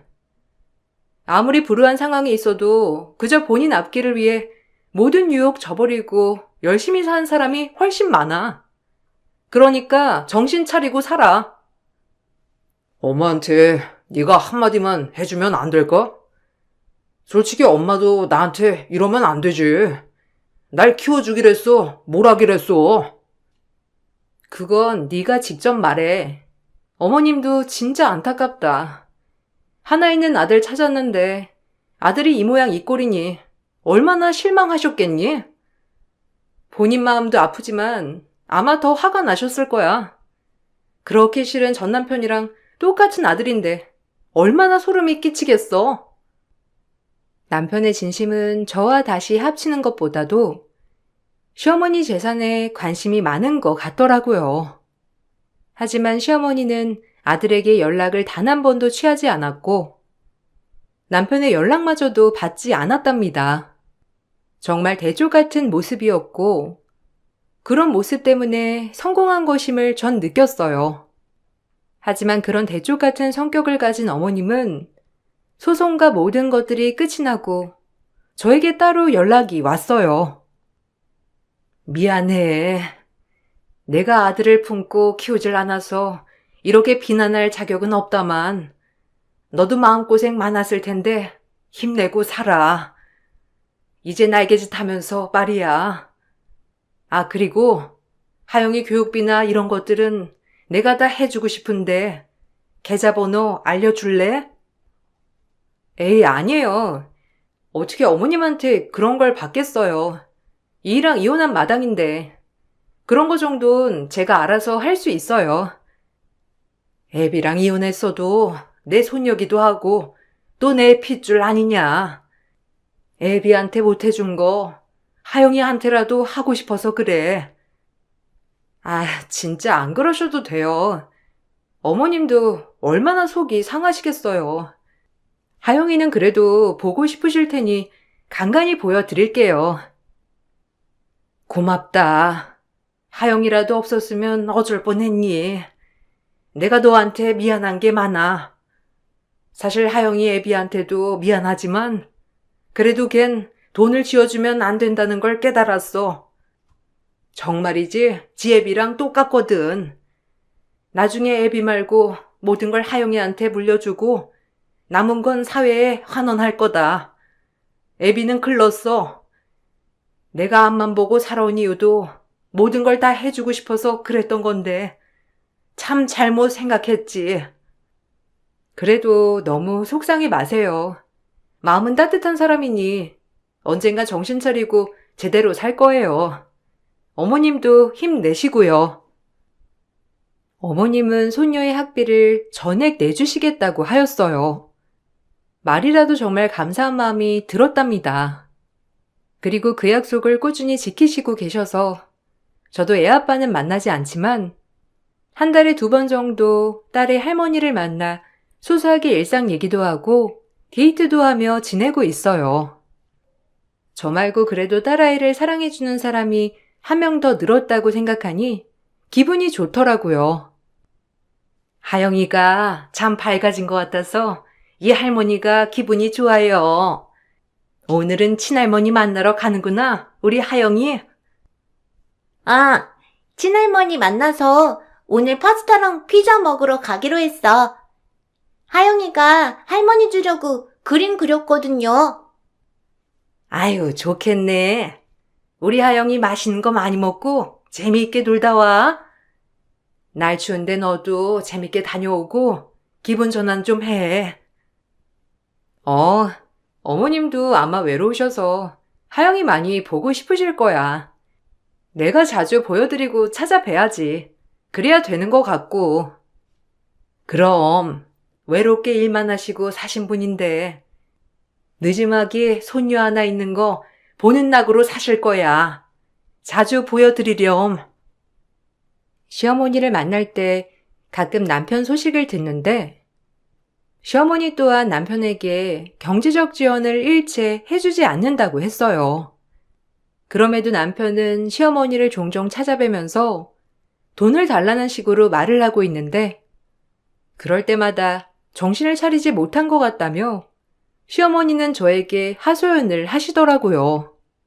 하지만 대쪽 같은 시어머니이기에 마음이 약해질까봐 걱정은 안 되더라고요. 그리고 너무 미운 남편이었지만 그래도 남편의 역할을 시어머니가 해주시는 것 같아 조금은 나아진 것 같아요. 이혼을 하면 제 인생이 끝나는 줄 알고 힘들었지만 이렇게 결정하고 보니 정말 잘했다 싶은 게 이혼이네요. 아, 그렇다고 이혼을 강력 추천하는 건 아닙니다. 남편이 미운 것도 사실이지만 그래도 행복하게 지냈으면 좋겠는 마음이고 저 역시 싱글맘으로서 잘 헤쳐나가야겠다고 다짐하며 글을 마쳐볼게요. 여러분, 일교차가 심하니 감기 조심하시고 건강 챙기시길 바랄게요. 감사합니다. 안녕하세요. 저는 30대 여성입니다. 얼마 전 지인들을 만나 헤어진 전 남편 소식을 듣게 되었는데요. 몇 년이 지났는데도 불구하고 아직도 힘들게 살고 있다는 걸 듣고 보니 아직 벌이 끝나지 않았나 보다 생각이 들더라고요. 헤어질 때도 정말 징글징글하게 헤어졌었는데 이제는 그때 분노도 많이 사그라진 것 같네요. 그렇지만 아직도 그때를 생각하면 울컥울컥 올라오는 게 있는데요. 그때 얘기를 여기에 털어놓고 이젠 모든 걸 털어버리려고요. 사실 전 어릴 적 엄마가 돌아가시고 나서 아빠 홀로 저를 키우셨어요. 그나마 사업체를 운영하고 계셔서 경제적으로 여유로웠는데 아빠는 바쁜 일정에도 불구하고 저에게 많은 사랑을 주셨죠. 듬뿍 사랑을 받으면서 자라 연애를 했고 좋은 사람과 결혼까지 하는 줄 알았어요. 처음에 시댁 식구들은 절 너무나 마음에 들어 했거든요. 상견례에서도 시댁 식구들은 좋은 말만 하셨어요. 엄마 없이 자랐지만 저희 아이 정말 씩씩하게 잘 컸습니다. 부족해 보이실지라도 잘 부탁드립니다. 부족한 아버지 밑에서 누구보다 부족함 없이 자랐거든요. 저에게는 하나밖에 없는 핏줄이라 해주고 싶은 건 뭐든 다 해주고 싶은 게 제 생각입니다. 저는 원래 친가도 가족들이 별로 없었는데 이렇게 식구들이 많은 곳으로 시집을 간다고 하니 놀랍기도 했네요. 아유, 사돈께서 걱정이 많으실 거라 생각이 들어요. 그렇지만 하나도 걱정 안 하셔도 돼요. 우리가 식구들만 많지 다들 일하느라 다 모이는 일은 적고 거기다가 이제는 다 같이 일을 하니까 밥 먹을 때도 다 같이 차리고 치우고 그러고 있어요. 그러니까 며느리로 들어와도 혼자서 일 시키거나 그런 건 없으니까 걱정 마세요. 그리고 저는 우리 며느리 너무 마음에 듭니다. 솔직히 안사돈께서 일찍 돌아가셨다고 해서 처음에는 걱정이 많았지만 그런 거 전혀 티가 나지 않을 정도로 너무 잘 키우신 것 같아요. 아유, 그렇습니까? 잘 봐주셔서 제가 더 감사하네요. 사실 둘이서 결혼 준비를 하겠다고 했을 땐 조금 놀라긴 했습니다. 양가 부모님 손 안 벌리고 둘이서 모은 걸로 작게 시작하겠다고 하길래 앞에서는 그러라고 했지만 사실 부모 마음이 그런 게 아니죠. 더군다나 저는 딸아이 하나라. 괜찮으시다면 제가 해주고 싶은 건 해주고 싶은데 부담은 갖지 마시고 그저 딸한테 주는 결혼 선물이라고 생각하시면 좋을 것 같네요. 아유, 그럼요. 저희야 식구들이 많지만 사돈께서는 따님 한 명뿐이지 않습니까? 저희도 저희 아들 위해서 뭐라도 더 해주고 싶은 마음이 크죠. 저희도 사돈 마음 충분히 이해합니다. 딸이 조금이나마 편하게 살았으면 좋겠다는 마음을 어떻게 모르겠습니까? 다 알죠. 시집살이 이런 건 전혀 걱정할 필요 없으니 안심하세요. 저도 지독하게 시집살이를 당해서 며느리 입장이 어떤지 충분히 이해하고 있거든요. 화기애애한 상견례 이후 빠르게 결혼 준비가 진행되었어요. 아빠는 제 결혼 선물로 신혼집을 해주고 싶다고 하셨죠. 저는 극구 거절을 했지만 아빠도 하나밖에 없는 딸에게 꼭 해주고 싶은 거라며 끝까지 받으라고 하셨어요. 그렇게 신혼집은 친정아빠의 도움으로 마련을 하고 가구 가전은 남편과 둘이 모은 돈으로 모두 준비를 하게 되었어요. 신혼집에 들어가기 전에 리모델링을 맡기게 되었는데 결혼하고서도 몇 개월 걸리는 일이었고 6개월 동안은 작은 원룸에서 단기로 지내게 되었어요. 마침내 리모델링이 끝나고 신혼집으로 들어가게 되었는데 첫 입주날 시댁 식구들이 모두 몰려왔죠. 뭐야? 리모델링 이렇게 하고 끝인 거니? 적어도 난 좀 고급 아파트처럼 해놓을 줄 알았더니만 이게 뭐야? 방은 3개밖에 없어? 나중에 애 태어날 거 생각해서 좀 큰 평수로 해주시지. 사돈께서는 하나밖에 없는 딸한테 뭐라도 해주실 것처럼 하시더니만 평수도 작고 리모델링도 대충 해주셨네. 이렇게 할 거면 그냥 리모델링 하지 말고 바로 들어와 사는 게 나았겠다. 괜히 밖에서 돈 썼네. 어머, 그러게 말이야. 엄마, 그래도 생각보다 넓긴 넓네. 나중에 오빠한테 방 하나 달라고 해야 되겠다. 언니, 괜찮죠? 저 여기 근처에 직장 다니잖아요. 저 시집 가기 전에 여기서 같이 살아도 좋을 것 같은데. 언니는 어떻게 생각해요? 내 방은 여기로 하면 될 것 같네. 방이 좀 좁긴 한데 뭐 이 정도면. 그나저나 사돈 어르신은 돈도 그렇게 많다고 하시면서 너무 작은 평수로 주신 거 아니야? 리모델링은 남편이 맡겨서 한 거예요. 아빠는 그냥 바로 들어가서 살다가 불편한 거 있으면 나중에 고치거나 리모델링 하면서 살라고 했는데 남편이 굳이 꼭 리모델링을 해야 한다고 고집을 부려서요. 어머님 마음에 안 드시면 남편한테 뭐라고 하세요. 이거 다 남편 취향이니까. 어머, 그러니? 어쩐지 깔끔하게 잘 된 것 같네. 요즘 트렌드가 이런 거라곤 하더라. 전체적으로 깔끔하고 군더더기 없잖니? 우리 아들이 좀 센스가 있어. 솔직히 집도 유행이 있어가지고 리모델링 할 때 유행한 되게 깔끔하게 하는 게 좋다고 하더라. 역시 우리 아들 이런 건 잘하긴 해. 그렇지? 돈 한 푼 보태준 거 없으면서 신혼집까지 쫓아와서 훈수 두는 걸 보니 화가 머리끝까지 올라오더라고요. 다행히 중간에서 남편이 잘라내긴 했지만 이게 전초전인 줄 꿈에도 생각하지 못했죠. 신혼집에 들어온 지 얼마 되지 않아 문제가 발생했는데 바로 남편이 실직을 하게 된 거였어요. 결혼을 하기 전부터 불안불안했었는데 결국 직장에서 잘리고 말았더라고요.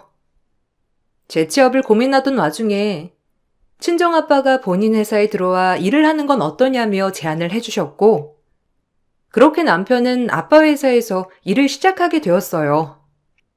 시댁 식구들과 모이는 자리에 그 얘기를 꺼내니 다들 김칫국부터 들이키더라고요.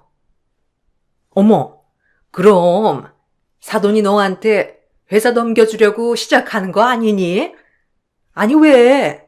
그 부자들은 애초에 회사 넘겨주기 전에 사원부터 차근차근 올라가게 해서 자연스럽게 넘겨주잖아. 솔직히 아들도 없고 그렇다고 딸이 경영권 받을 것도 아니고 그럼 당연히 사위한테 넘겨주겠지. 어머, 진짜 그런가 보다. 아이고, 우리 사돈은 땡 잡았지 뭐. 딸 자식밖에 없어서 그대로 회사 넘겨야 할 판이었는데 사위가 생겼으니. 와, 오빠 그럼 사장 되는 거야? 오빠 사장 되면 나한테 자리 하나 주면 안 돼? 공부하는 것도 힘들고 나도 그냥 회사 다니면서 월급 받고 싶은데. 오빠가 사장 되면 지금 이렇게 공부하는 거 안 해도 되는 거잖아. 완전 대박이다. 아직 그런 거 아니야. 그냥 장인어른이 와서 일해보라고 해서 가는 거야. 나도 처음 배우는 분야라서 잘 모르고 가서 일해봐야지. 그래도 어느 정도는 장인어른도 생각이 있으시니까 그런 거겠지?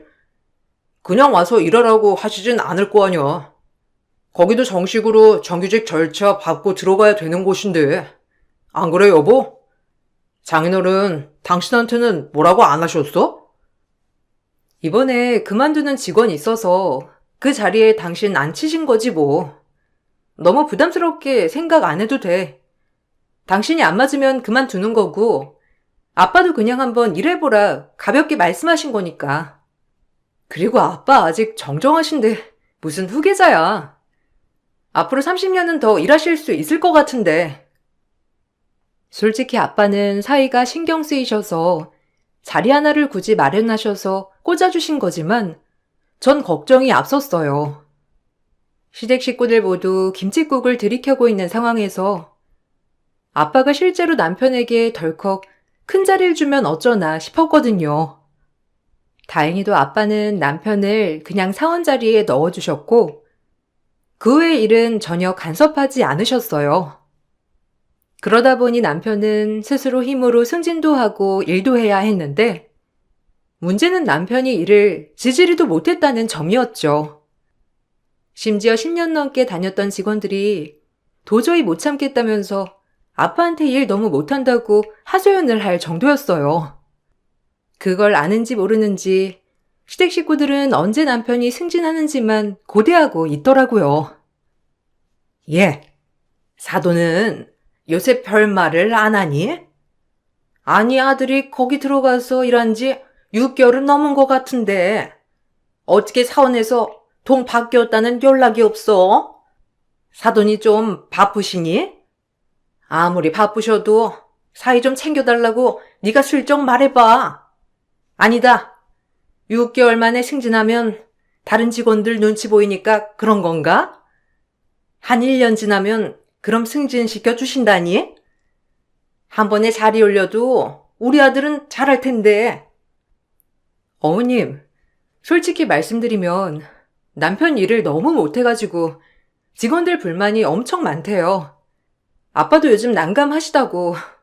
실수도 너무 많고, 거기다가 일도 안 하고 자꾸 딴짓해서 지적도 자꾸 받고 있고. 그냥 직원이었으면 진작에 권고사직 했을 상황도 여러 번이었는데, 그래도 아빠 사이니까 그냥 참고 넘어가고 있다고 하더라고요. 승진이 문제가 아니라 회사를 그만두느냐 안 그만두느냐가 문제인 것 같은데요? 우리 아들이 무슨 일을 못해? 걔가 아직 적응을 못해서 그렇지 얼마나 일 잘하는 앤데 머리도 똑똑하고 똑똑해서 명문대까지 간 애가 무슨 일을 못하니? 그 직원들이 시기 질투해서 그런 거지. 네가 아빠한테 잘 좀 말해봐. 다른 직원들이 시기 질투하는 것 같다고. 솔직히 오너일가는 그런 시선들도 견딜 수 있어야 하는 거야. 잘 얘기해봐. 아니요. 진짜로 남편 일을 너무너무 못해서 문제래요. 저도 아빠 말 듣고 좀 놀라서 친한 직원한테 물어봤는데 그렇다고 하던데요. 남편 요즘 뭐하고 다니는지 회사에서 자꾸 다른데 정신이 팔려있다고 하는데 남편한테 물어보면 대답도 안 해주고 답답해 미치겠어요, 어머님. 저한테 얘기하지 마시고 남편한테 좀 말해보세요. 남편은 일을 제대로 하지 않았고 늘 탱자탱자 놀기 바쁜 것 같았어요. 남편 역시 아빠가 알아서 자신을 승진시켜 줄 거라 생각을 했는지 제대로 일을 하지 않았던 모양이더라고요. 결국 남편은 아빠 회사를 그만둬야 했어요. 남편 스스로 일을 그만둔 거였지만 시댁에서는 당연히 난리가 났더라고요. 사돈, 정말 너무하신 거 아니니? 너 아빠한테 가서 제대로 말한 건 맞아? 어떻게 회사를 운영하길래 거기 사람들이 우리 애 괴롭혀서 일을 그만두게 해? 그만둘 거면 괴롭힌 그 직원들 그만두게 해야지. 너 네 남편 안쓰럽지 않니? 사장이 네 아빠인데 가서 네가 따져야지. 이러고 있으면 어떡해? 아이고, 불쌍한 우리 아들. 사람들 시기 질투 때문에 얼마나 괴로웠으면 장인어른 회사를 그만두겠어. 어머님, 그거 아니라고 제가 여러 번 말씀드렸잖아요. 회사 사람들도 참을 만큼 참았어요. 다들 10년 넘게 저희 회사에 근무하시던 분들이고요. 내내 회사에서 일도 제대로 안 하고 실수만 하고 큰 거래도 남편 때문에 놓칠 뻔한 적도 여러 번이었어요. 이미 거래처 끊긴 것도 있고요. 회사에 자꾸 손해만 끼치는데 당연히 다른 직원들이 좋은 눈으로 볼 수가 없죠. 네가 어떻게 아니?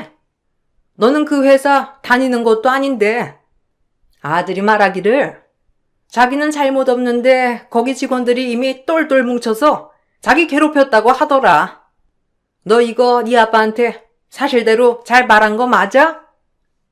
어머님 아들 말만 듣지 마시고 다른 사람들 말도 좀 들으세요. 다른 직원들 전부 다 참고 있었다잖아요. 아빠도 사이를 내쫓고 싶으셨겠어요? 이번 일로 아빠도 남편이랑 여러 번 얘기를 했대요. 그런데 남편도 그냥 그만두겠다고 하고 그러니까 더 이상 안 잡으셨던 거고요. 저한테 말씀하지 마시고 남편이랑 좀 얘기를 해보시라고요. 시모는 무조건 저희 아빠의 잘못이라며 말을 하셨죠. 남편은 그 뒤로 다른 회사에 취업을 하기도 했지만 6개월도 못 가 권고사직을 당하기도 했어요. 남편이 자꾸 회사에서 잘리자 이유가 궁금해지기 시작했지만 밝혀낼 수가 없었죠. 그때쯤 아빠가 암에 걸리셨기 때문이었어요. 아빠는 몇 달째 떨어지지 않는 몸살기로 검진을 받게 되었는데 암이 발견됐어요. 이미 어느 정도 진행이 된 상태고 여기저기 퍼져 있어 손을 쓰기 어려운 상황이었죠. 시댁에 이러한 상황을 알리자 다들 아빠 건강에 대한 걱정은 하지 않고 사업장 얘기만 하고 있더라고요. 그럼 지금 회사는 어떻게 하신다니? 아프시면 더 이상 회사 운영하기 어려우신 거 아니니? 당장 수술해서 떼어내거나 그러기도 어렵다면서. 그럼 슬슬 정리를 하시긴 하셔야 되겠네. 뭐 다른 대표가 있는 것도 아닌 것 같고. 이렇게 된 거 우리 아들 다시 넣어서 일 배우게 하는 건 어떠니? 아버지 정신 놓으시기 전에 한번 말씀을 드려보는 건 어때? 그래요, 언니. 오빠가 전에는 뭐 처음 배우는 일이고 그러니까 잘 못 배웠던 모양인데 그래도 자리가 사람을 만든다고 처음부터 높은 자리 줬으면 잘했을걸요? 언니도 이참에 사돈 어르신한테 한번 말해봐요. 이번에는 그러라고 하실 것 같은데 이대로 회사 넘기고 정리하는 건 너무 아깝잖아요. 지금 그런 걸 얘기할 건 아닌 것 같은데요. 저희 아빠 앞으로 얼마나 더 사실지 모르고 회사는 그냥 정리하는 게 맞는 것 같아요. 사원으로 일할 때도 적응 못했던 남편이 다시 들어간다고 해서 적응할 거란 보장도 없는 거고요. 그리고 그건 아빠가 알아서 할 일이니까 제가 이래라 저래라 하는 건 맞지 않은 것 같아요. 근데 저희 아빠 건강은 안 궁금하신가 봐요. 아니 뭐 궁금하지 않다기보다는 그게 방법은 없으니까 그런 거지. 솔직히 몇십 년을 운영했던 회사인데 한순간에 다른 사람 손에 넘어간다고 생각하면 얼마나 억울하시겠니? 난 너희 아빠 생각해서 해주는 말이야. 아빠의 상태는 급속도로 나빠지셨어요. 식사도 제대로 챙겨 드시기 어렵게 되자 전 회사를 그만두고 아빠 병간호를 하기 시작했죠. 그런데 일을 그만둔 걸 아시고선 시모는 난리가 나셨어요. 아무리 그래도 일을 그만두면 어떻게 하니? 네 남편도 제대로 자리 못 잡은 상태에서 애한테 부담을 주는 거야? 네가 일을 안 하면 생활비는 어떻게? 생활비는 우리 아들만 벌고 있는 거 아니니? 아무리 아빠가 아프거니와 멀쩡히 다니던 일을 그만두면 어쩌겠다는 거야? 아빠 돌아가시고 나면 바로 취업할 수 있는 것도 아니고 너 이렇게 하다가 일 아예 안 하려고 하는 건 아니지?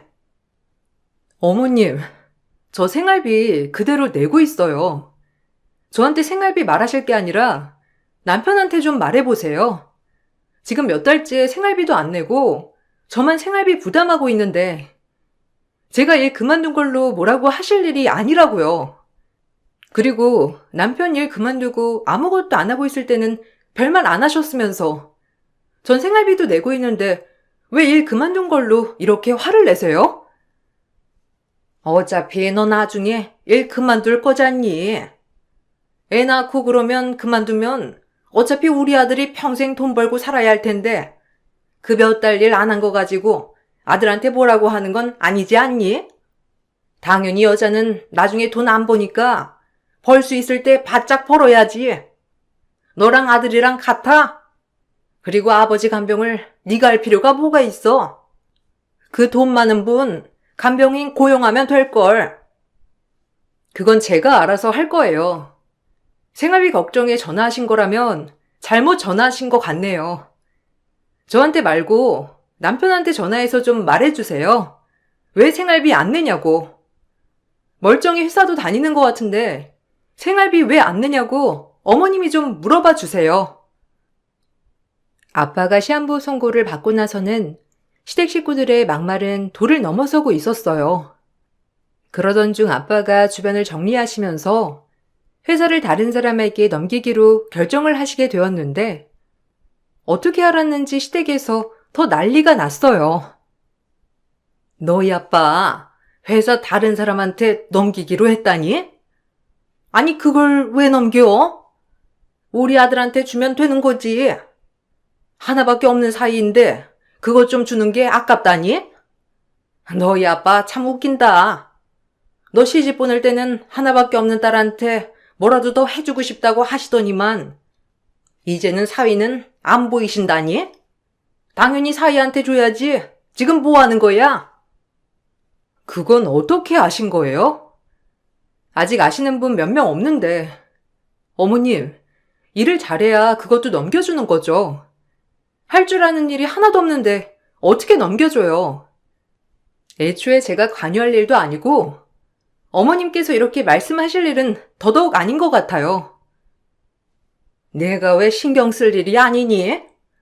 우리 아들이 관련된 일인데 너 참 말 섭섭하게 한다. 우리 가족이잖아. 당연히 가족이니까 이런 거 서로 걱정해주고 고민도 해줘야 하는 거 아니야? 나는 막말로 네 아빠한테도 서운하다. 하다못해 우리한테라도 의논을 하면 모를까. 매번 사돈이라고 이제는 가족이라고 하시더니만 이럴 때는 우리만 쏙 빼놓고 상의도 안 하잖니. 네? 그걸 왜 어머님이랑 상의를 해요? 어머님, 이건 아빠 회사 일이고 저도 관여할 수 있는 권한 없어요.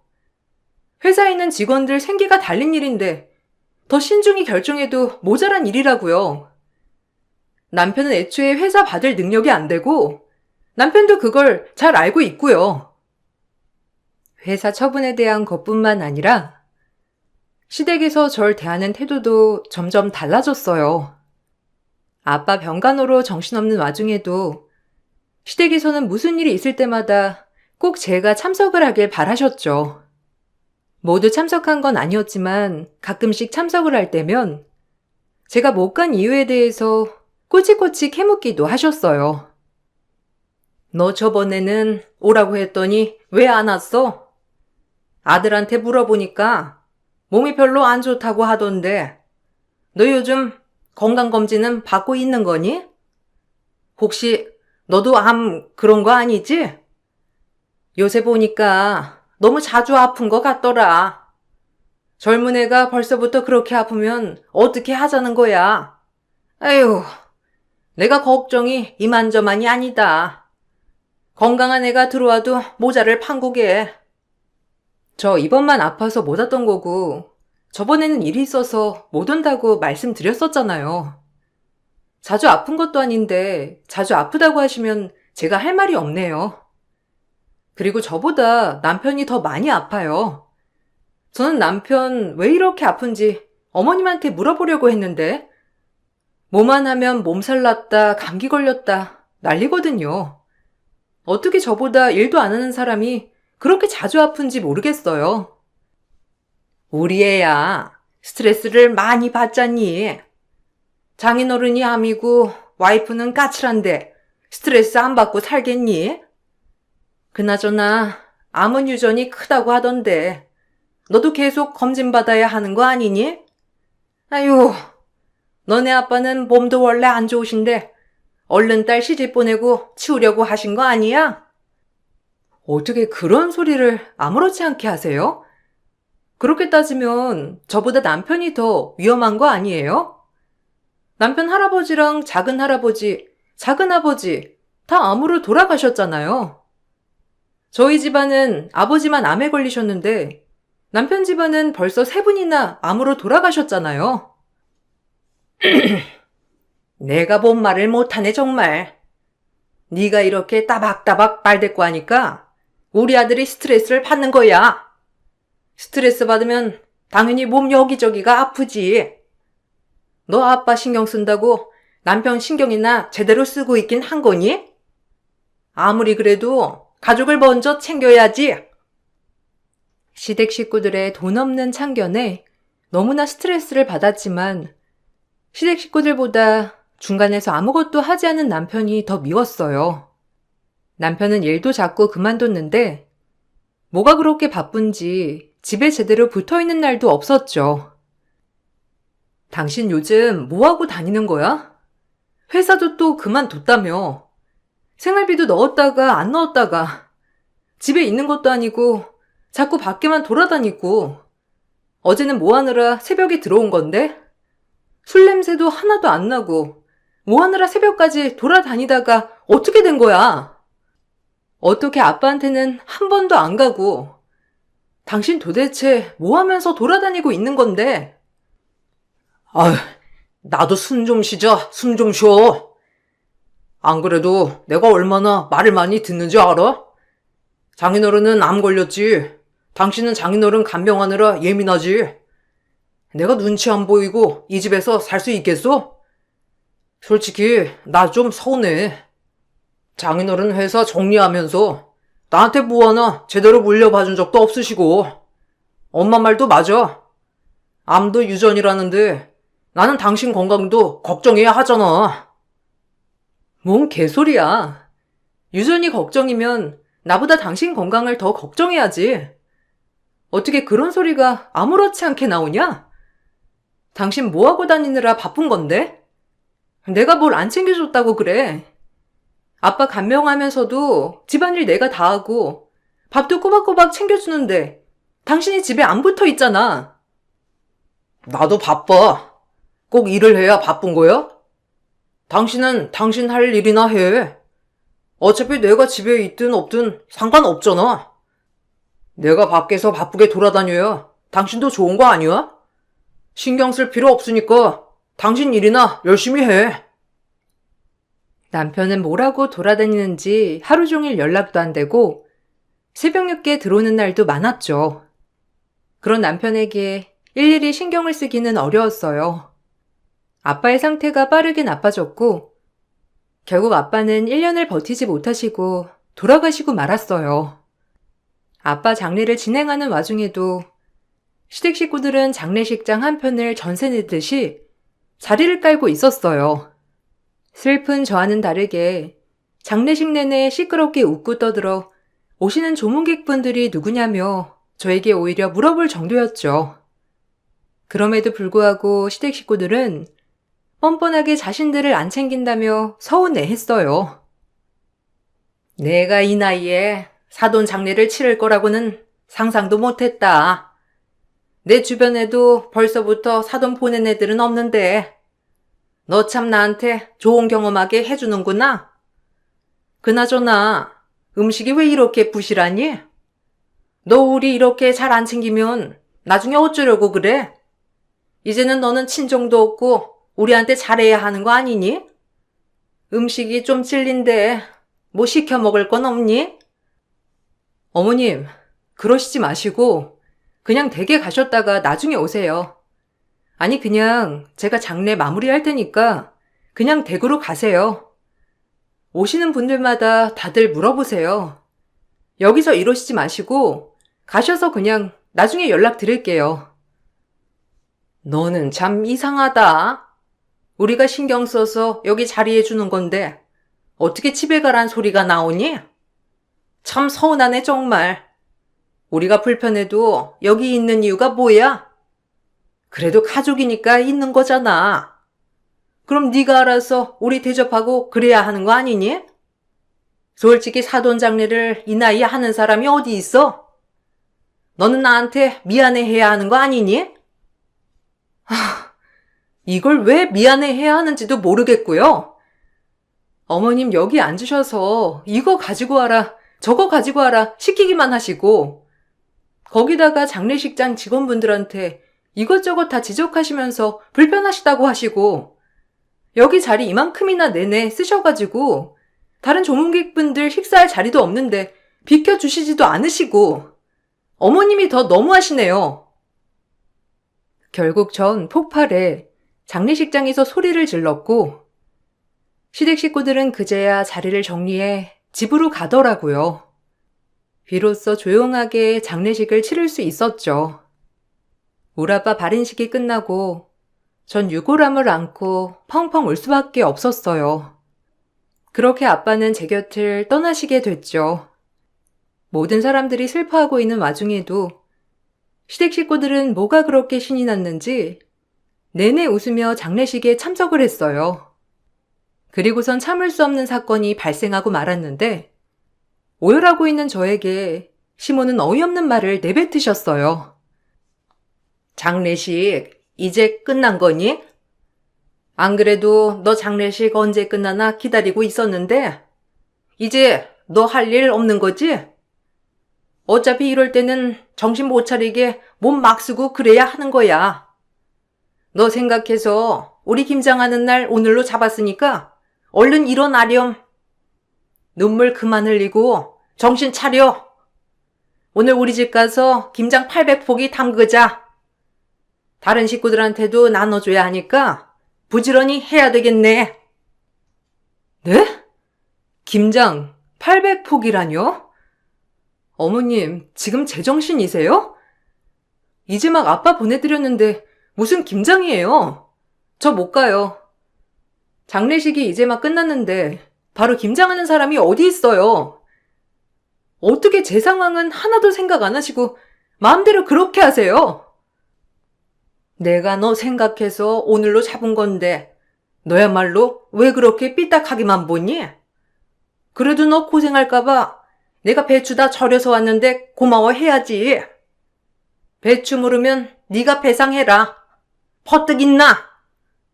이제부터 넌 갈 친정도 없고 기댈 곳도 없는데 이제 우리한테 잘해야 하는 거 아니니? 보아하니 우리 아들이 고생하면서 장례식 다 치러준 것 같은데 그 보답도 해야지. 보답이요? 하, 네. 그럼 제가 지금까지 받은 거 그대로 돌려드리죠. 그렇게 귀한 아들 제가 고생시켰으니 이제는 고생 안 시키도록 다시 돌려드릴게요. 잘 받으시고 저한테 감사해 하세요. 시모가 염치 없이 독서를 쏟아낸 순간 전 역대급 복수를 준비했습니다. 전 바로 남편에게 이혼 소장을 날렸고 소장에 적혀있는 사연은 남편의 도박과 시댁 식구들 부당 대우였죠. 시댁은 난리를 치며 소장이 말이 안 된다며 저에게 따졌죠. 네가 드디어 미쳤구나. 아빠 보내더니만 정신까지 같이 보낸 거니? 도박은 무슨? 우리 아들처럼 청렴결백한 애가 어디 있다고? 너 지금 일 안 한다고 우리 아들 무시하는 거야? 그래, 어디 한번 해보자. 부모도 없는 게 어디서 함부로 말을 해? 네가 네 아빠 있을 때나 당당하지. 이제 부모도 없는 고하면서 뭐가 이렇게 당당한 거야? 당당 못할 이유가 뭔데요?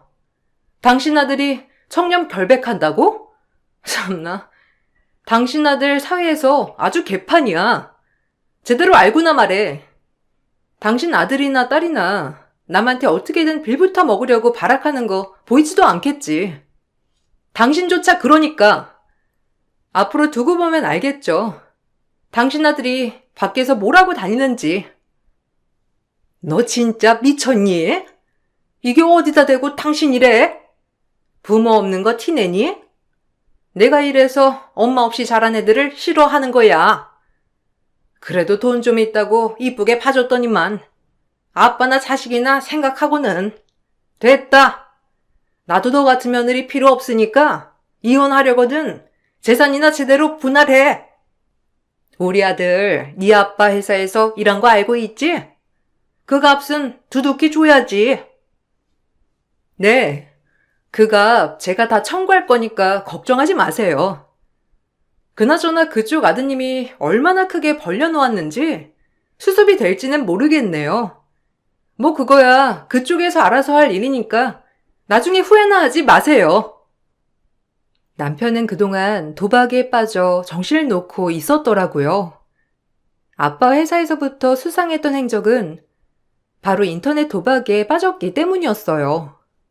업무에 집중하지 못하고 인터넷 도박을 했던 거였죠. 차곡차곡 전 증거를 모아 이혼을 청구했고 당연히 그동안 생활비도 내지 않고 오히려 돈놀이로 빚까지 만들었으니 재산 분할할 것도 없었어요. 시모가 그간 저에게 했던 말들도 모두 증거로 제출했고 전 남편과 시모에게 위자료를 받고 이혼을 하게 되었어요. 그 뒤에는 더 큰 사건이 기다리고 있었는데 남편은 대출을 받다 못해 개인 사채까지 끌어다 쓰면서 어마어마한 빚을 졌더라고요. 그제야 사태의 심각성을 알게 된 시댁에서는 그제야 저에게 미안하다고 사과를 했지만 전 이미 끝난 일이라 잘라냈어요. 사실 아빠는 저에게 기업 지분을 모두 넘겨주셨고 전문 운영인을 앉혔어요. 말 그대로 기업 지분 자체는 그대로 저에게 넘겨주신 거죠. 그 사실을 알고선 시댁에선 더욱 저에게 매달렸지만 전 냉정하게 그들을 끊었습니다. 몇 년이 지난 지금도 시댁 식구들은 남편이 벌인 도박빚을 아직까지도 갚고 있다고 하더라고요. 거기다가 남편은 정신을 못 차렸는지 지금도 일도 제대로 안 하고 일용직으로 생활을 전전하고 있다고 하네요. 아빠가 돌아가시고 난 후에 하늘에서 벌을 받은 게 아닌가 생각하고 있답니다.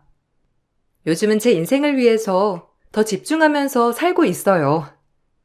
여러분들도 자신의 인생을 더 귀중하게 생각하시고 행복하게 지내시길 바랄게요.